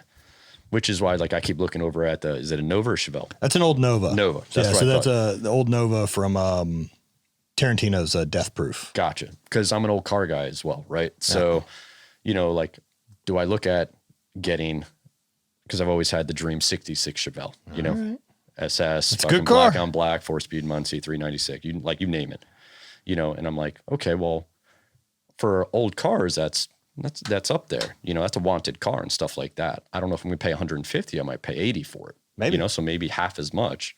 Then it's the deal. Am I going to get the same energy out of that than the 911? And then I start rationalizing these things, right? How can I make this work? And, right. You know, and I'll still drive the shit out of that car too. And look, I probably have the world's most expensive Tundra. Yeah. on earth.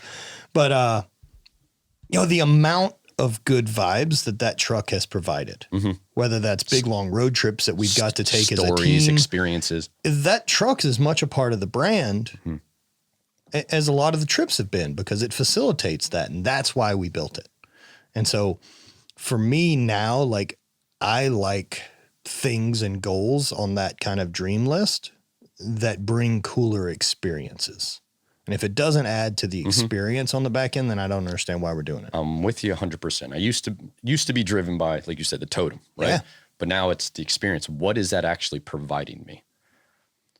You know, if I get that and I roll down cruise night with my son in my fucking passenger seat with me doing it, what is he thinking during that moment? How fucking cool is it for him, right? And that's the experience, the bonding experience. So now I rationalize shit differently like that. Because and it's in a moment like that, right? Like that moment, that doing that thing with your kid, or for me, it's, you know, us camping in the middle of wherever that we were able to get the truck to.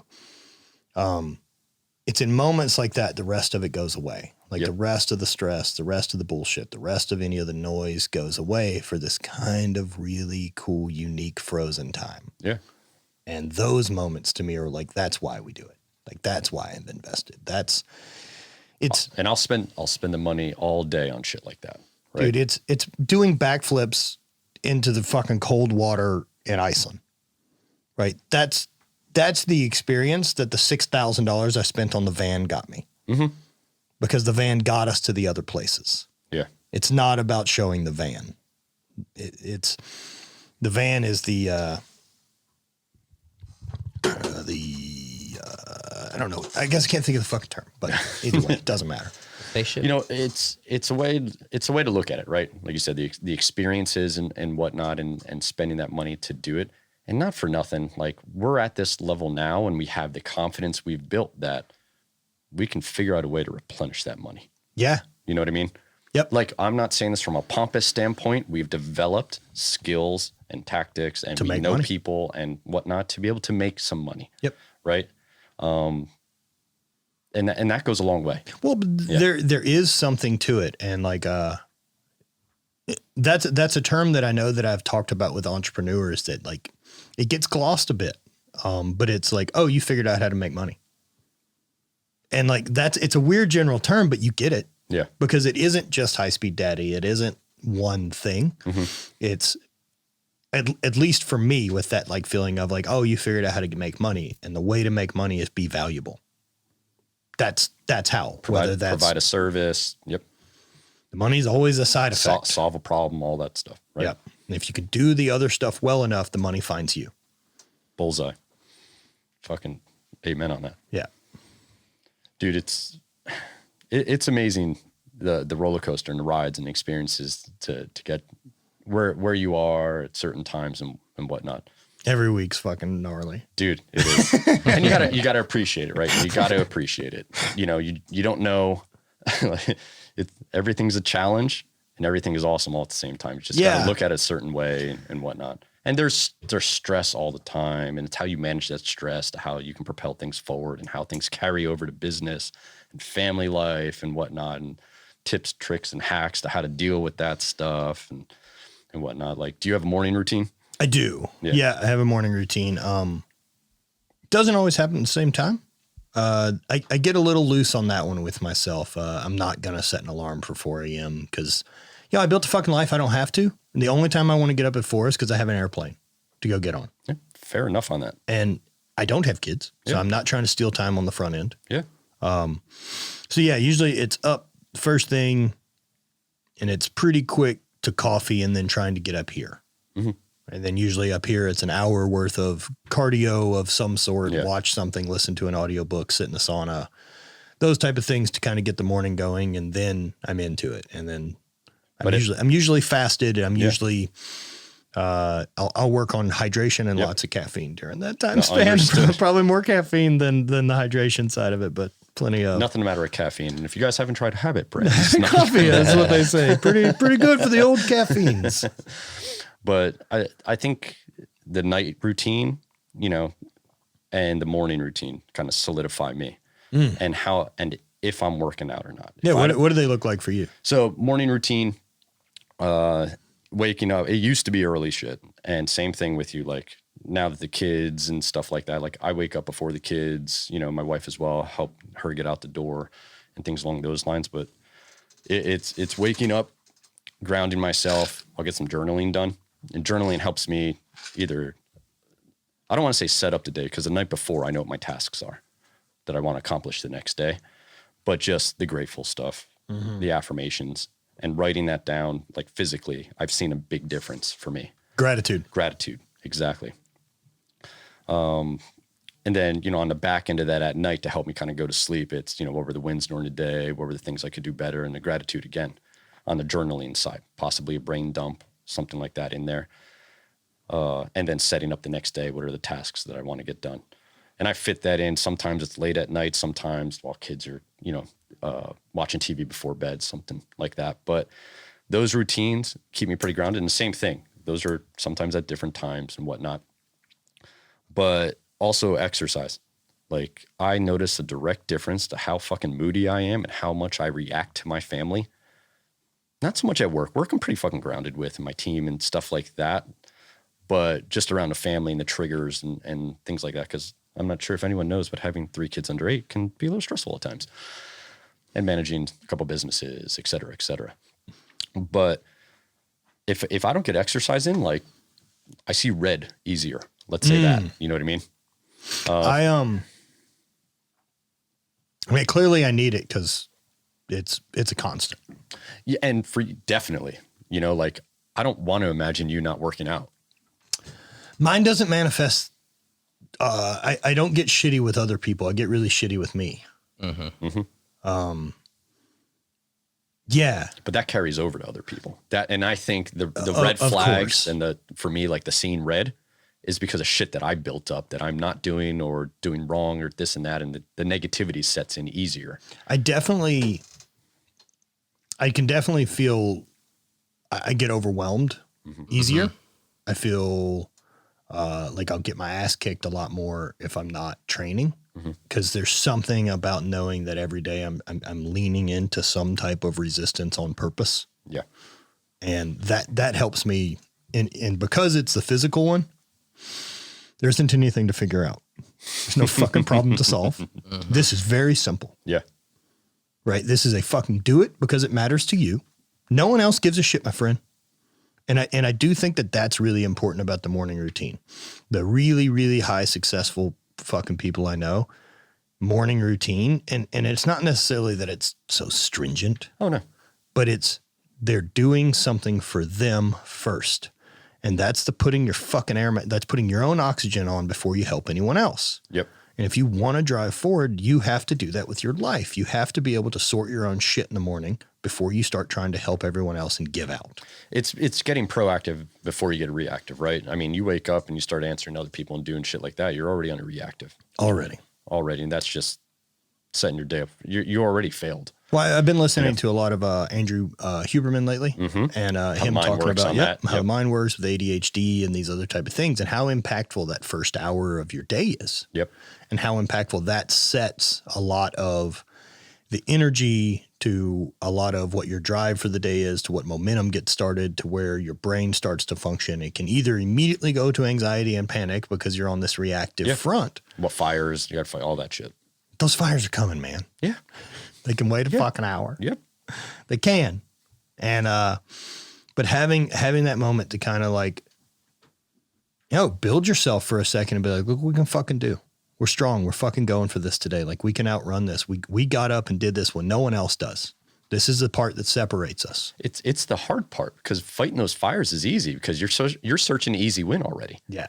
You know, you're looking, oh, I can knock off. I can answer that email. I can react to this. I can react to that. Those are like little easy wins. Why not set yourself up for even more success, right? And go for the bigger wins, but just give yourself a little bit of grace and gratitude and respect your fucking self. Yeah. I mean, one of those guys that I always think about that does it, it's Gunnar Peterson. Yeah. I don't know if you're familiar with Gunnar or not. Gunnar, strength and conditioning coach for the last couple of years for the Lakers, has worked in LA a really long time and is like an OG within the fitness celebrity trainer game. I've gotten lucky enough to know the guy personally over the last couple of years, and he's a fucking stud. Of course he is. Of course he is, right? He didn't get to where he was. Just it's really easy to be like, oh, must be nice. You fucking personal trainer for Sylvester Stallone and the Kardashians. I bet this is really tough. The must be nice thing. But the thing I figured out, right? Like, yeah, he doesn't charge a ton.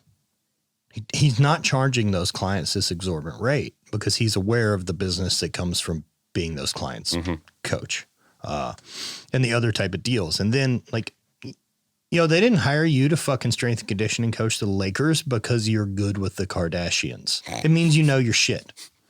Like, your boss that you meet with every day is Magic Johnson. Yeah. Like a fucking weird world to go have meetings in that office, right? Like, and Gunnar is up. I mean, if I'm in LA, occasionally we're lucky enough that I'll stay at his place or any of this other type of stuff. And his gym's in Beverly Hills, and it's a fucking tight space. It can't be much bigger than this if it's the size of Dope. But there's about 15 times the equipment in it. It's incredible. We absolutely have to go do a gym tour at Gunnar's. The problem is going to be we'll have to do it at 4 a.m. Because that's Gunnar's only open time. Okay. Is just slammed. Well, that's what that's basically. He's like, yeah, you guys are more than welcome to use the gym. You have it between 4 and 5. It's better than not having it at all, right? But that's the answer. Yep. Because he trains clients the rest of the day, and the way the gym works, he's got another partner in there that also trains clients, and no two clients are ever there at the same time. That's how the gym works. Yeah. And so if you want your hour, here it is. It's 4 to 5. You'll be uninterrupted, but that's your hour. You can't move it to 5 to 6. And he follows that. Containers. Man. And that's the respect that goes along with it. Fucking old Gunner is at this point, but like in his 50s. Yeah. And fucking killing it and just still busting ass and still kicking ass and still. And he doesn't have to. At this point, right? At some point, right? Like at some point you do and some point you don't. I'm sure Gunner's lifestyle of living in Beverly Hills across the street from Larry King is slightly different than mine in St. Louis. Yeah, maybe a little. But I mean, but it's work. Yeah. Right. And he and I have talked about that too, that like, well, he's done it a long time and he's kicked a lot of ass. That doesn't mean that, there's $500,000 in rent for that studio space. That's a lot of money to make as a personal trainer. It's a big nut. Before you've been paid. Mm-hmm. Fuck. And like for one little space. Pretend there's not stress that comes along with that. Yeah. No, you're fucking full of shit. Because the thing is, it's easy to be like, oh, but the Lakers job, it doesn't pay well.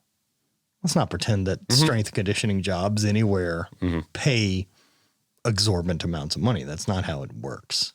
And even being the dude for the Lakers, like that's not $1 million. Like, no, you're making 6 figures. Yeah. But it's less than you would want to think. Than your average person thinks that job pays. But it's the connections, relationships. It can be. Yeah. It can be if you're good at it. Yeah. I mean, none of that's guaranteed either. True. A lot of strength and conditioning, like most professional teams have strength and conditioning coaches no one's ever heard of. And it's a better job at the Division I level. Because at that level, versus say the NBA, NFL, or any of those type of things, at the Division I level, none of those kids have personal coaches. Those dudes are all showing up every day with the team. Like you're affecting people. You got 19 to 22-year-olds coming in. At the professional level, like these dudes are making money. Some of them have their own trainers. The workout regime is a little different. You have people that are professionals. And so teams, for the most part, treat their athletes accordingly. As long as you're doing what needs to be done on the court or field or any of this, like we don't give a fuck. And so it's a different job. And again, peeling back the layers of it, people only see this, right? No clue. Must be nice. Must be nice. It's just fucking people, some people, and not for nothing, but probably some people listening to this. Craig and Matt, must be nice. You know what, man? And like that, we've talked about that and we've worked a lot on eliminating that idea. Like if you've ever felt that, or if you've ever felt it, cool, we all have. Mm-hmm. But if you're still continuing to look at other people's success and say, must be nice, like that's a scarcity component. Yeah. And like, I mean, I know that you talk about that with your group. Like that's a huge hurdle to eliminate for a ton of people is scarcity. Absolutely. I mean, I sell backpacks, Craig. I was going to say, I still deal with it right now. Right. I sell backpacks and you sell backpacks, yet somehow we're promoting each other. Yeah. Right. That's because you're a cool dude. Perfect. This has been the real trick. What he doesn't know is the trap that's waiting for him out. That's right. It's a good thing he said that. Give me all your industry. Bonnie was going to hit him with a hammer as soon as he left the office. Break my other foot, yeah. Give me all your industry secrets and your suppliers. How'd you break your foot? Oh, man, I wish it was something cool. Like I dropped a 45-pound plate on it while, That's not cool. I mean, we don't know. You can say whatever Dropping you want. a 45-pound plate on your foot isn't cool. I want you to know that. No, that's not a better story. So it's fucking stupid. What do I have? All right. But I'm going to roll with it anyway. So I've got a chest freezer in my garage I've had for, who knows, fucking 15 years. And the one corner of it sticks up like a 1/16 of an inch. So that it doesn't fucking stay up anymore. I put a fucking solid chunk of steel on it. Big heavy weight, right? I've had it there 15 years and do it all the time. Lift it over, move it over, shit like that. Came in from outside. And I wear shoes everywhere all the time.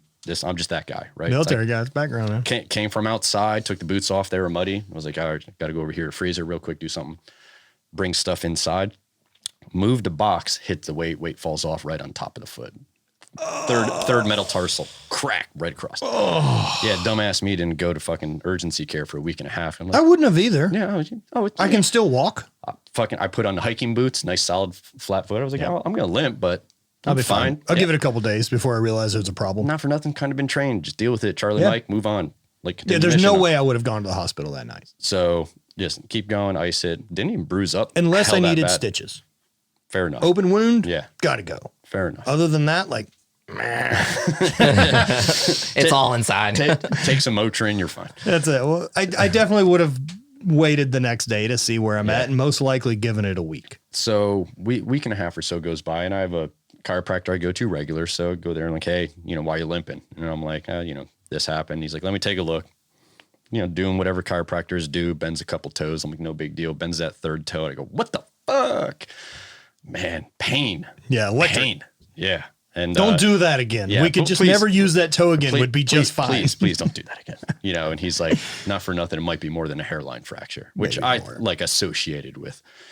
Go to urgency, like right away. They were like, oh yeah, you fucking cracked that thing. Checked it on the x-ray and that's it. Turned 40 years old. First broken bone. First broken bone. I've hairline fractured some ribs and, stuff like that. But first clean fucking break. I've broke a bunch of fingers. Yeah. Broken arm when I was young, but I've never, other than that, like no broken bones. So, I mean, it's Fingers and toes don't count. understood. Yeah. And this was, the right up. I couldn't believe how much, like, I can't bend my toes because of that. And it's just going to be a slow, long recovery. And they're like, yeah, you're going to need to stay off of that for like 6 to 8 weeks. And I'm like, Plus being 40. yeah, right, there's that. Right. And Have you added any growth back into the regime? I'm not exercising like I once was. Like my goal obviously has slowed down for this next like 4 to 6 weeks, 8 weeks, whatever it might be, on a recovery time of that. And it's made me rethink exercising because I was always push the limits, beat the body up, push the limits. You can't work out. Tell me hard more. enough. I'm not familiar. Yeah, exactly. I'm like fucking pot calling kettle black here, right? Even in the military, and it's all the mindset and what your goals are and what you're striving for. And military, like I was the one that ran the PT sessions. I was, like I said before, you're good at something, they're going to make you do more. So I was the guy in charge then. But that was my mindset. Just, I need to train for the unknown. When I was in military, it was like George doing CrossFit games back in the day, things like that. Control what you can. There you go. So quick story on that. You need to know your why and why you're doing something, right? You need to know your why. I was exercising my ass off at that time, not because it was like, oh, I'm in the military and you got to exercise and it's forced on you and this and that. But I was like, well, why be mediocre? That's one thing. But this was, I would never, like, this is what I had to put into my head to kick the shit out of myself, to be as in shape as I was. And I would constantly tell myself, I would not be the cause of one of my brothers going down, right? I would not be the dude to have to hand his fucking parents a letter or his wife or whatever because I wasn't strong or fit enough to get him out of a situation or swim across a river to save a fucking baby or something like that. Sure. Like I was not going to be that guy. That was the motivation I took, right? Everyone's either avoiding pain or chasing pleasure. Like I needed to come from a dark spot to work my ass off in that fashion. So that's just a little inference on sometimes how I think. Yeah. Look, right? man, look, it's all there, right? Like I built a whole company around there you go. My own mindset of it, right? And for me, like it was same type of deal, dude, that like the physical thing for me was, and it's really what's applied to the rest of life is I know what gifts I've been given and I can't pick those. I can't be any taller. Like there's other things that would have been really cool for me athletic, most likely, if I would have factored in probably 4 more inches of height. Yep. I bet it. I'm not sitting at this table right now because I would have probably gone to play college football. True. And then who knows what unravels post that. But I'm probably not here. And so despite whatever those gifts are or any of these things that I can look at, like the ones, the levers I get to pull are the ones that are just work. And so like, I just fucking refuse to be outworked, man, on fronts. Like that's the one I can control. Like I can be beat. Beat's fine. But I can't look back and feel like I didn't get where I wanted to go because of a lack of my give a shit. Things that you can influence. Yep. How dare you? Yeah. Then don't pretend you want it. Pretend you only want this much. Just say it. Yeah. Just say like, this is good enough. Just fucking own it. Yeah. And that's cool. Yeah. But you don't get both. Yep. In the same vein, like I use that mentality to handle a lot of stuff, right? Like I'm fortunate enough to get to work with a meat company. And if I wasn't, I would still probably try to spend money with them to buy their product and food because I believe in the company. I believe in the sustainability behind Stay Classy Meats and this working with farmers out of Montana and all these type of things. And I believe that's how you vote. You vote with your fucking dollar. That's it. Dollar and time. So I support that. But I also understand that for 350 million people, we can't get affordable grass-fed protein to everyone. You don't get both. So either we want this and it matters, and so we need less food for everyone because we're getting a higher quality of nutrition, or we have to have both. We have to have factory farming. We can't just bail on it and go to the sustainable thing for 350 million people. We're not set up to do that. There's a sacrifice that comes along with it all. Right. And until we do, I do believe this is better, and that's where I'll spend my money. I choose not to buy factory farmed foods any more than I absolutely have to. Yep. And that supports, that company and what they're doing and everything as well. And their why. Right. Exactly. And I love that view on it. You're voting with your dollar. That's the only thing you get to vote with. That's how I feel about. You can apply that to fucking everything. Yeah. That's how TV works. Right. Like everyone mad about news and the news source. Here's a perspective for that. Like, does that show you're watching run ads? Yes. That's called entertainment. They have to have you watch. So the ads work so they get paid because you don't pay them. So someone is. You are the product they're selling. If you're getting a thing for free, you're the product. It's the attention. That's how it works. You're the product. That's why Instagram's free. It's because the eyes there are the product they're selling to companies. Same deal with why the podcast is free, why all these other things are free, right? Is because the eyes are the product that I'm trying to be able to sell or leverage. And help people. Yeah. Right. Like you can do all those things at the same time, provide value, do all that. But like, you have to be aware that that's the gig, that's what the news channels are doing. If we stop watching and they can't sell advertising dollars, they stop reporting shit news. Yes. It's funny how those people that complain about the news, there's so much negativity, yet they're still fucking watching it, and they're part of the problem in this vicious cycle, right? Well, what does it say about us, man, that we're more willing to watch shit we dislike than the stuff we like? What does that say about us as a species or as a community or as a country or as a culture? It isn't good. Well, we can take this deep, right? It can go into the fact that, have we been programmed that way? Is it the school systems that we've come up through?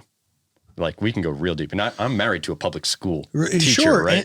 And there's a lot of just human nature. Yes. Right. That the thing that's an outlier is the one that gets our attention. I bet if you're shit on all the time and someone tells you great job, you give a shit about the guy who said great job.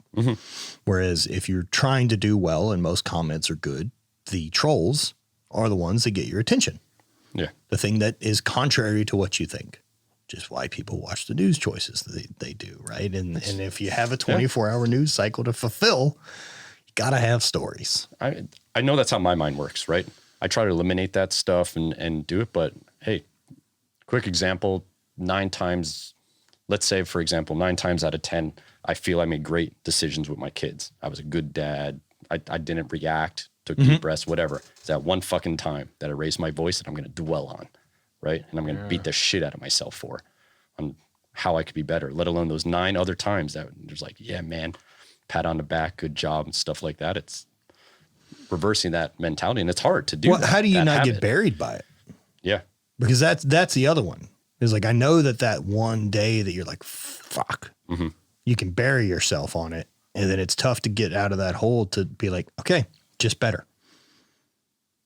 Like, do you have any tricks for that? Because I know people get killed. Yeah. So the one thing, and I'm very self-aware in those instances, especially around my kids, right? I'm very self-aware. Like if I react a certain way, it's only a few seconds where I was like, that was not good how I handle that. I'm in this space. We do things. I'm a little bit more, I hate saying the word, but woke to it, right? Sure. And well, look, aware. Yeah. Aware. I believe self-awareness is different than wokeness. Yeah. Especially by definition that we're using now. But okay. Yeah, I'm more self-aware in that aspect, and I will dwell on it. But the grace that I give myself is obviously I'm not fucking perfect. I'm still learning. And guess what? Tomorrow's a new day. And it doesn't even have to be tomorrow. It's like the next moment is the new moment to decide how you're going to show up. Right. So I've done the work to try to get it to that point. And I think the self-awareness is the key there. Right. Because there's guys that'll just eliminate all that other 9 great things they did in that one. They'll just eat at. And then they go down the funnel. Then they go spiral deep. And then they drink that night. And like they take a negative. Dude, have a shitty lunch and then decide to eat a shitty dinner. Yeah. And you can apply it to anything, right? You know, but it's that self-awareness. Like, no, that was not good. The hard part is actually going back around to the kids or something like that and apologizing, right? Like, hey, daddy didn't handle that. Yeah, I fucked that up. Yeah. I'm sorry, man. Hey, dude, that's a lot. Yeah. It's fucking hell of a lot to do that. Dude, and that's got to teach such an interesting thing because what that teaches is that it's okay to fuck up. You just have to own it. Yeah. And like big picture of that, I love that accountability is something that is being taught and pushed within you guys group. And like, I try to talk about it here, is this accountability of like, you're allowed to fuck up, but you can't pretend you didn't. Yeah, like you said, you just have to own it. And that's how you learn from it too, right? It's the mistakes that you don't learn from that are going to keep fucking spiraling you down into bad times, right? And without being political, that's a concern I have of our current climate is we don't like people being able to say, I fucked up, let me fix it. We don't really allow that. We hang people out as quickly as possible. Yeah. And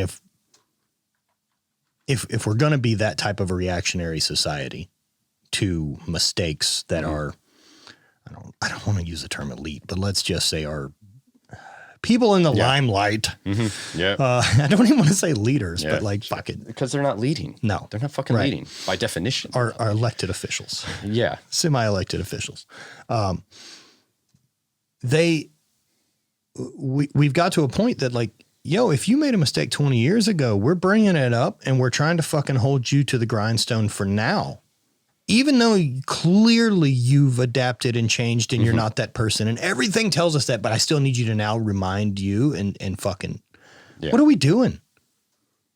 What the fuck are we doing as a society that holds people like that? Like that's not a growth. And so what that's going to create is they're just going to fucking lie to us. Yeah. Because it's easier than realizing that like. To protect their ass. Yeah.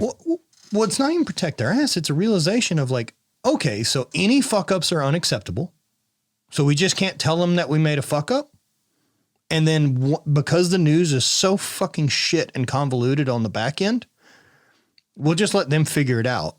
And then they'll all come to their own thing anyway, instead of bothering with the truth on the front end, which we don't want. Because if we did want that, I do believe that they would address us differently. If we could be trusted, if we could be those type of things. And so I do think a lot of the situation we're in, it's our fault. Fair enough. I don't understand quite how to unfuck it. Other than there has to be a giant shift in consciousness. And that consciousness is an awareness of, you know, people make mistakes. Yeah. And we need to look at progress from mistakes instead of pointing out, remember when you fucked up? Can't trust you now. Yeah. And you need to show empathy, right? You need to show fucking empathy that we, by human nature, we're not fucking perfect. Oh right? man, like, look, like everything around that. Look, I'm not a perfect example of empathy that I find funny and realistic. I'm not a fan of our current presidency. I wasn't a fan of the last one. I'm just not a fan. Right there with you. Right. However, with Joe, I have found some of it funny. I found some of it funny with the last guy and the one prior. Look, we were told as kids, like it was always a joke that our politicians were crooks. This has never changed. I don't know when they swung us on the idea that they're battling for us. And so I'll just treat them all accordingly. And so like seeing Joe after the Afghanistan debacle and then like being in meetings, and there was one where he's sitting with some other dignitary and falling asleep or seems to be falling asleep. Like, I'm not in the guy's room. Yep. Fuck man. Like empathy for that, right? Like, yo, you can't fall asleep on a fucking CNN. like a meeting, right? Hold it together, bro. And not only that, like, you think this guy who's a career fucking politician who's been in important meetings every day for the last 15 years of his fucking life doesn't understand he can't fall asleep in this meeting. Of course he does. But goddamn, being like a 70-plus-year-old dude, you're in that suit. This is the same week as Afghanistan. Like, your travel schedule, I bet, is fucking offensive. Yep. Offensive how much time he spends in that air. And then, like, probably some slightly warmer than normal room and some guy speaking in a language you don't, and there's a translator. Yeah. No fucking way I stay awake. They set him up for fucking failure. No, there's no amount of coffee or fucking cocaine on earth that keeps me awake in that room, dude. Like, we would have fucking pumped Trump up so fucking loud before he'd have got in there. He'd have been vibrating. Like, we're good to go. I don't think I was awake I don't think I made it through a single meeting, like at my old job, Right. like without falling asleep, because none of it applied to me. So I didn't give a fuck. Of course, dude. fell And like, so asleep like, every time. I find it funny. And then for us to harp on the dude about that, like, maybe the job's stupid. Yeah. Maybe there's some fucking problems with what we're pretending is important. Yeah. Try setting the dude up for success, right? Yeah. Or yourself. There you go. Or people do that. But it's always easier to point. Yeah. And that's not the type of group we are either. We're not a group that wants to own it. I'm glad that there's groups like you and Rob's or any of these that we've got to see that there are people out there taking accountability. And a lot of people, you're starting to see it now, these grassroots movements to this accountability and to this responsibility for your place in life and like how to build from it. And guys sharing what's worked. Yeah. That's a really cool change in the climate that's happening. It's also coming together, being vulnerable and owning what doesn't work, right? You know, like there's multiple dudes yesterday in this group, like motherfucker stood up in front of everyone and said, I'm addicted to porn. Yeah. You know how fucking hard it is to say that? That's it. So that's something that's been more and more, I would say, becoming out in the open thing. And like even the last month, I feel like I'm seeing more of it, whether that was, again, Dr. Huberman talking about it. In SEMA, one of the guys I know from Super Training has talked about his issues and stuff like that. And it's one of those that like I look at myself at and I start to question because I don't know where does the line of addiction. Oh, dude, it can get convoluted, and you can go as far as being like, Well, because I watch porn, is that the problem, or what's the healthy amount? Like I don't understand. It's a fine line, and I think it's different for every person, right? Now, these guys that say that are like, the challenge is we're not going to watch any for 30 days, 45 days. So it's all around establishing the habit around not doing it. But I don't understand why we're pointing at that as a negative. Like, I understand why this fits in very well on a nice botch because porn's not a thing anyone's really proud of per se. Yeah. And we do put a pretty dark cloud on it. Mm-hmm. And we still have. And so now we're actually going at the people who consume it instead of the people making it. Yeah. Which fascinating. And well, you can take it pretty further. And I was talking to others just at the table I was sitting at, and I was like, I get it in certain aspects and stuff like that. But let's say, you're a family man and this and that. What if you like watching porn with your wife? Is that a negative? That I have the same questions. And, it's like, I guess you can go even deeper and like, well, is she watching it for a reason that doesn't apply to have your involvement in there? Or is she doing it just to get to a certain thing to be able to do anything with you? Like it can go really deep in certain There's aspects. a lot of deep issues, but at the end of the day, what if me and my chick are perverts and we like watching porn and doing weird shit? I personally, if that's your preference and you love that, like, and that works for the two of you, cool. Same way I do it. To you. Yeah. I don't care if you guys want to have 15 people show up and fuck every night. Yeah. Now, if this dude is watching porn because he doesn't have a good connection or intimacy with his wife and it's breaking that intimacy, like the round circle of that, like, it could be a fucking problem, right? The understanding of it, like, that I have of it is it's when it starts to interfere with your daily tasks, your daily life. Like, I mean, fuck, I had a really good girlfriend of mine that just recently fucking, like, her boyfriend was kind of like cheating on her. Like, he left a wedding to go essentially like watch porn or like, like he was with her at a wedding and like left to like some room or whatever. He was chatting. I'm pretty sure he was chatting with someone else, but it was fucking it was a porn thing. Like that's different. It was just like communicating with another person versus actually just watching a video that you. I don't know exactly. I don't know exactly what it was. Either way, you're like leaving a room to like consume the interruption of the normal daily life. So like, I have to do this to relieve stress. Or I would rather. Yeah. or I would rather do this. Exactly. But there's an instead of doing what I need escapism do. to it, right? Yes. And so what my question further starts becoming is, and why are you doing a bunch of shit you don't want to do? Mm-hmm. You don't fucking have to go to this wedding, my friend. Yeah. Like that's another one that with men and people in general, I don't understand is this feeling of obligation that they allow to eat up their whole fucking life. You don't have to do this shit. Because it's easier to say yes and go with the Fuck flow that. than say no, right? And as we kind of even talked about before, That's we started owning the your time.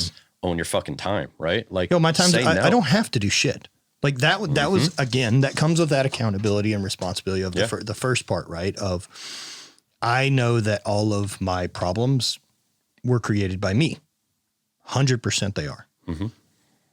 Therefore, I'm in control. There isn't things I have to do right or wrong.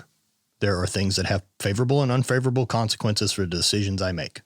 And that's how I base everything on. And like, if there's a thing going on that I don't want to attend, I say no, and I don't go to it. Now, there may be negative consequences for that. Mm-hmm. I'll live with them. And that's the thing that some people don't want to confront, right? They don't want to deal with those negative consequences. So then you're stuck doing a bunch of shit you don't want to do. Just say no. Rat race. I know. Yeah. And then you're trying to escape doing the things you obligated yourself to go do. And then you blame other people because it's easier. And like a realization that comes with that, right? Like this isn't just never doing shit you don't want to do. That's not the reality of it.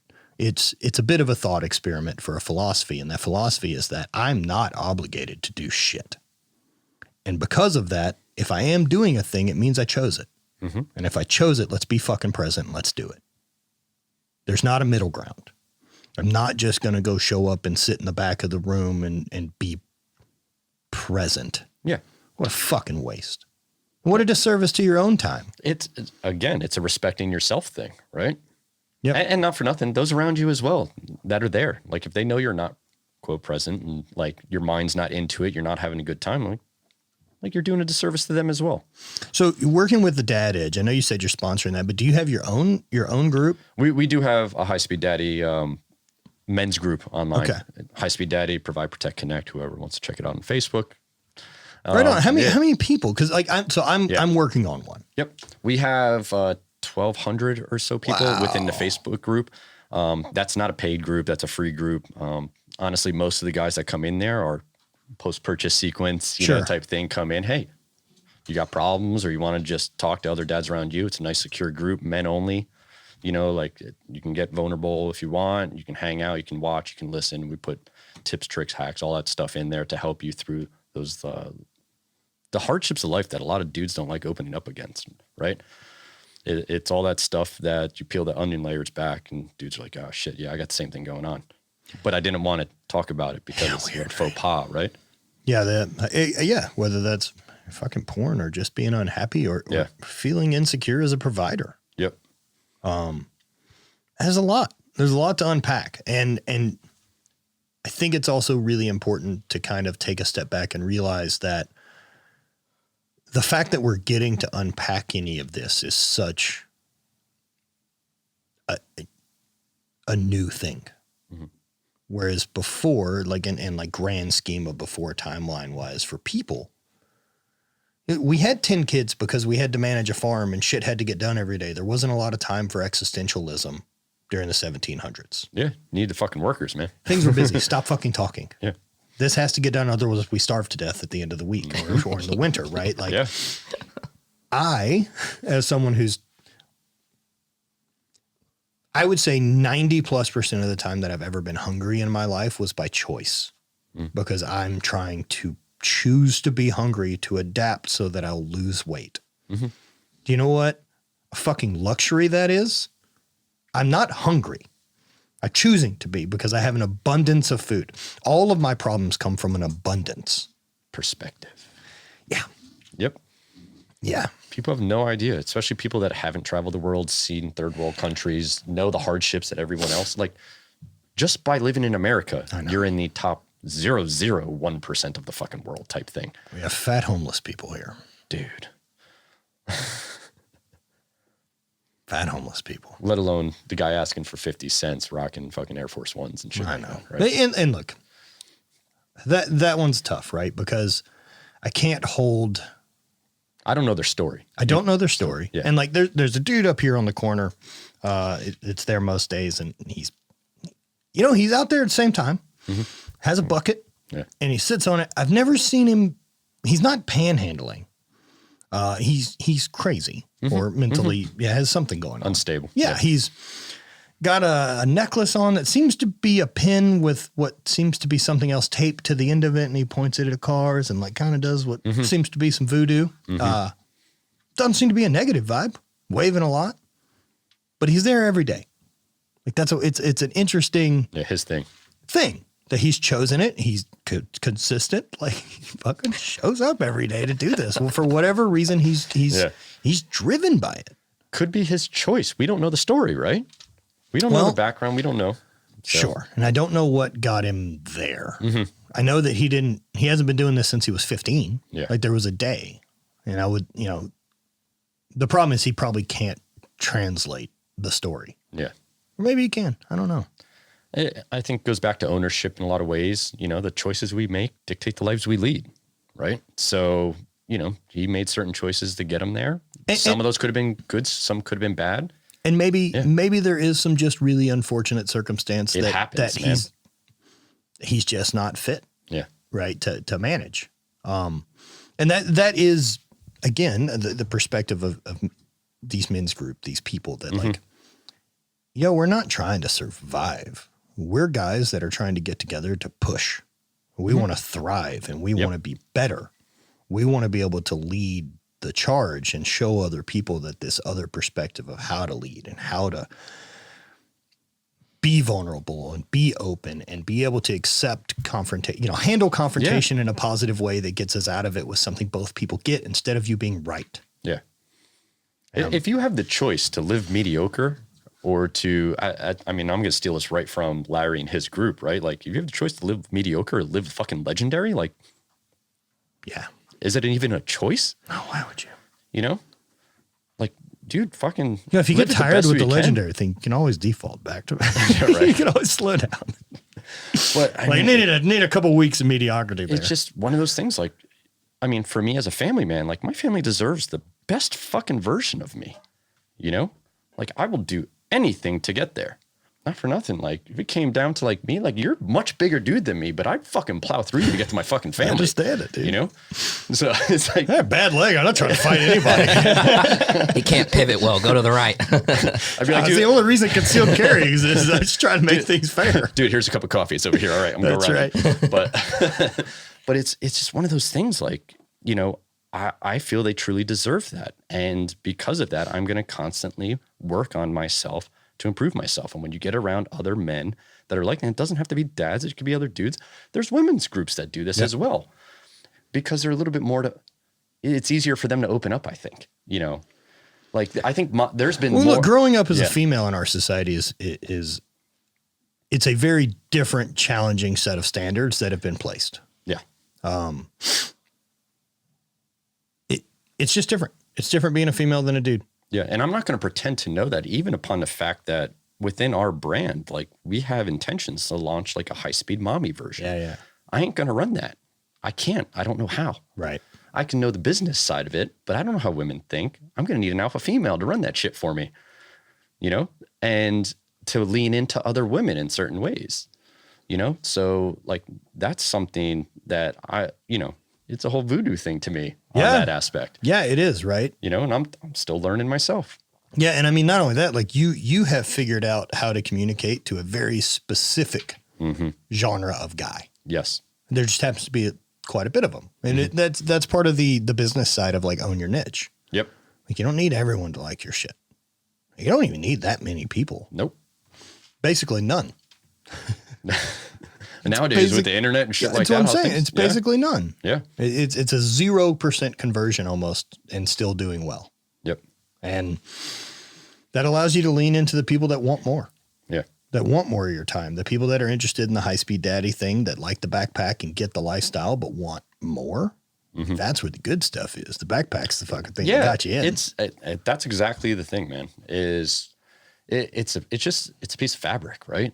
Now it's what meaning do you apply to that? Right? Same thing for hate. Yeah. Like that's what we realize hate is. Hate's a totem. Yeah. And it's about this eliminating excuses through mindset, movement, and motivation that keeps you driven. Yeah. We want ours is like an anchor, right? We want the dad to see that backpack and be like, I need to be the best dad I can be. It's fucking all NLP written on that shit, right? Come in through the door, sees that backpack on the ground, work goes away, and I just need to be cool dad, fucking playful dad, shit like that.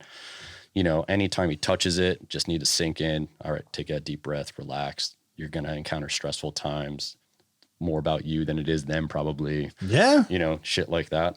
Kids just want to be kids, you know, but sometimes you need that little reminder, you know. Hight Speed Daddy is that brand to try to help you get there. Dude, that's super sick. And so you said you've been doing it for a little bit over 5 years now. Good for you, man. Good for you guys. Like I said, it's cool. I never would have thought it got this far.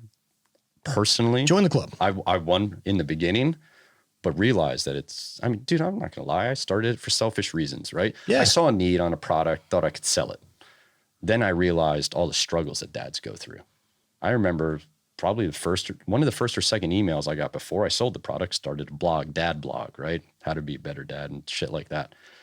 Had a dude reach out to me, one of my, you know, fucking one person on a 50-person email list, reached back out and was like, hey man, I like the stuff you put in that blog. It's going to help me. I've got a 2 and a 1-year-old, stuff like that. And I was like, oh, this is bigger than me. Yeah. Right. This is much bigger than me.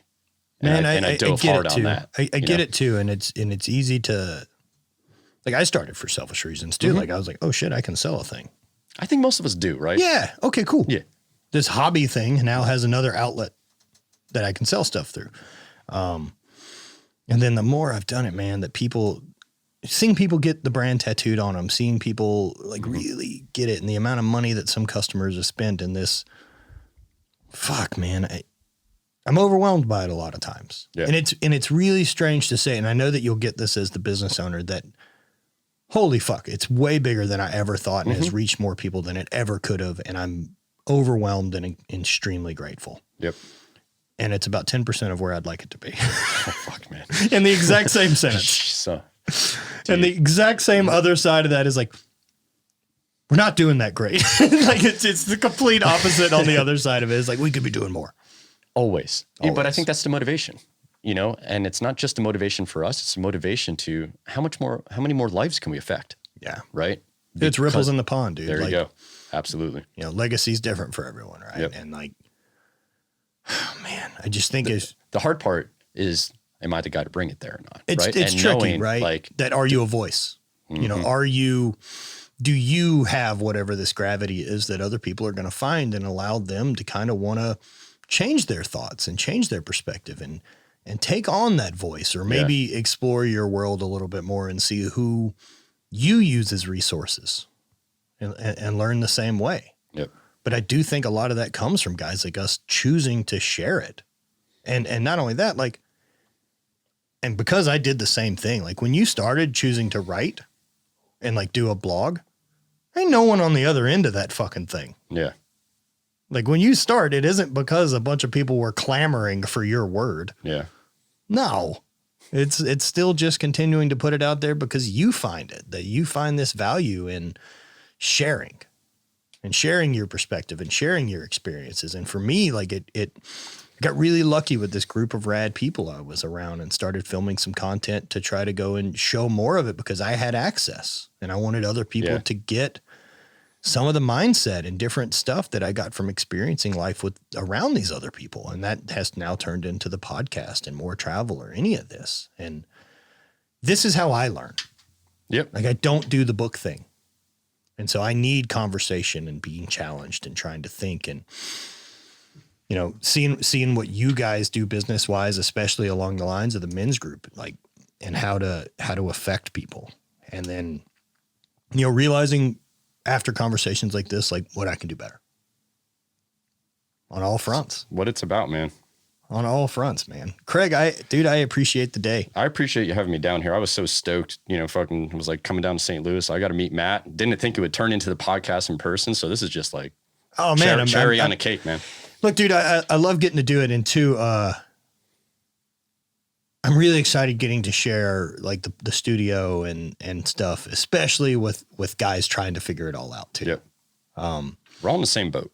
Yes. We're on that same freaking boat. Yeah. And whether that's, I get lucky enough to visit other people's and be inspired by theirs, or other people come here and want to build their world, I love it. I really love trying to get people to want to build their world. And there's so many different levels of whatever that can mean. Oh yeah. It's crazy. It doesn't have to be this facility, Yeah. right? Like it can be what mine originally was just a garage gym.